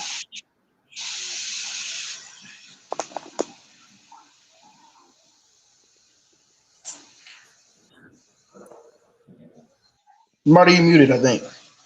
Oh, Dag, my fault. Band up. I'm sorry. I was saying, give us your last words. 30 seconds, bro. All right, so my last words is one, I do think that's kind of randomish, because I mean, if somebody tells you, you know what I mean, you got 10 days and we're gonna come get you, whenever the case may be, they don't know if you can double back tomorrow and the next day and the next day and the next day. You don't know how many times within those 10 days. Two, want to say, you know what I mean, let's go Huskies, you know what I'm saying? My team up in there, you know, we made it to the national championship. Salute Manager Marty, salute Dean Boxing, salute 5 Cent, salute you know, everybody that came onto the platform today. You know what I mean? It's a great show. Salute Conti, and we're gonna keep coming back with some fire. You better believe it. Salute to you. Thank you again, Band Up, for coming through, my brother. Hey, Dean, 30 seconds. What you got for us? Last words, my brother. Man, new YouTuber of the year. That's all I gotta say. I'll holla at you. Philly in the building, Manager Marty. Go ahead and do your business.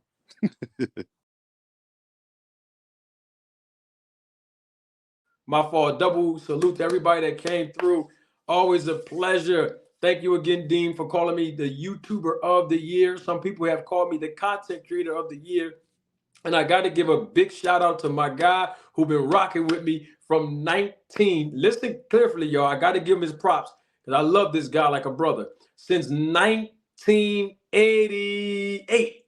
From 1988 to the day, my guy, even though we go back and forth, he's still family, and that's my guy. Double salute to my guy. I'm ending the show on his honor because he deserves it, and that's the guy that you see, former KWF champion, Mr. Rodney Day Jr. He says, brother, I seen the interview. You are the GOAT. Double salute to my guy, Rodney Day. Thank you for calling me the GOAT, bro. Appreciate it. And I have to say this, Rodney is one of the guys who were influential and instrumental in encouraging me to do YouTube, because he's been around me since 87, 88, somewhere around there. So he knows my personality. He knows I'm built for this. He knows this is what I actually do in real life. And he encouraged me to do the YouTube. So I appreciate my man, Rod. I got to call my daughter, make some phone calls, got to go. Love y'all. For real, come back here tomorrow now, 4:30. Come on back here. Victor Conti was in the chat. And to my understanding, I just looked at my phone because Big Money told me to. I believe he wanted to come up. So hopefully tomorrow, maybe we can set something up a little bit more organized for him. I'm just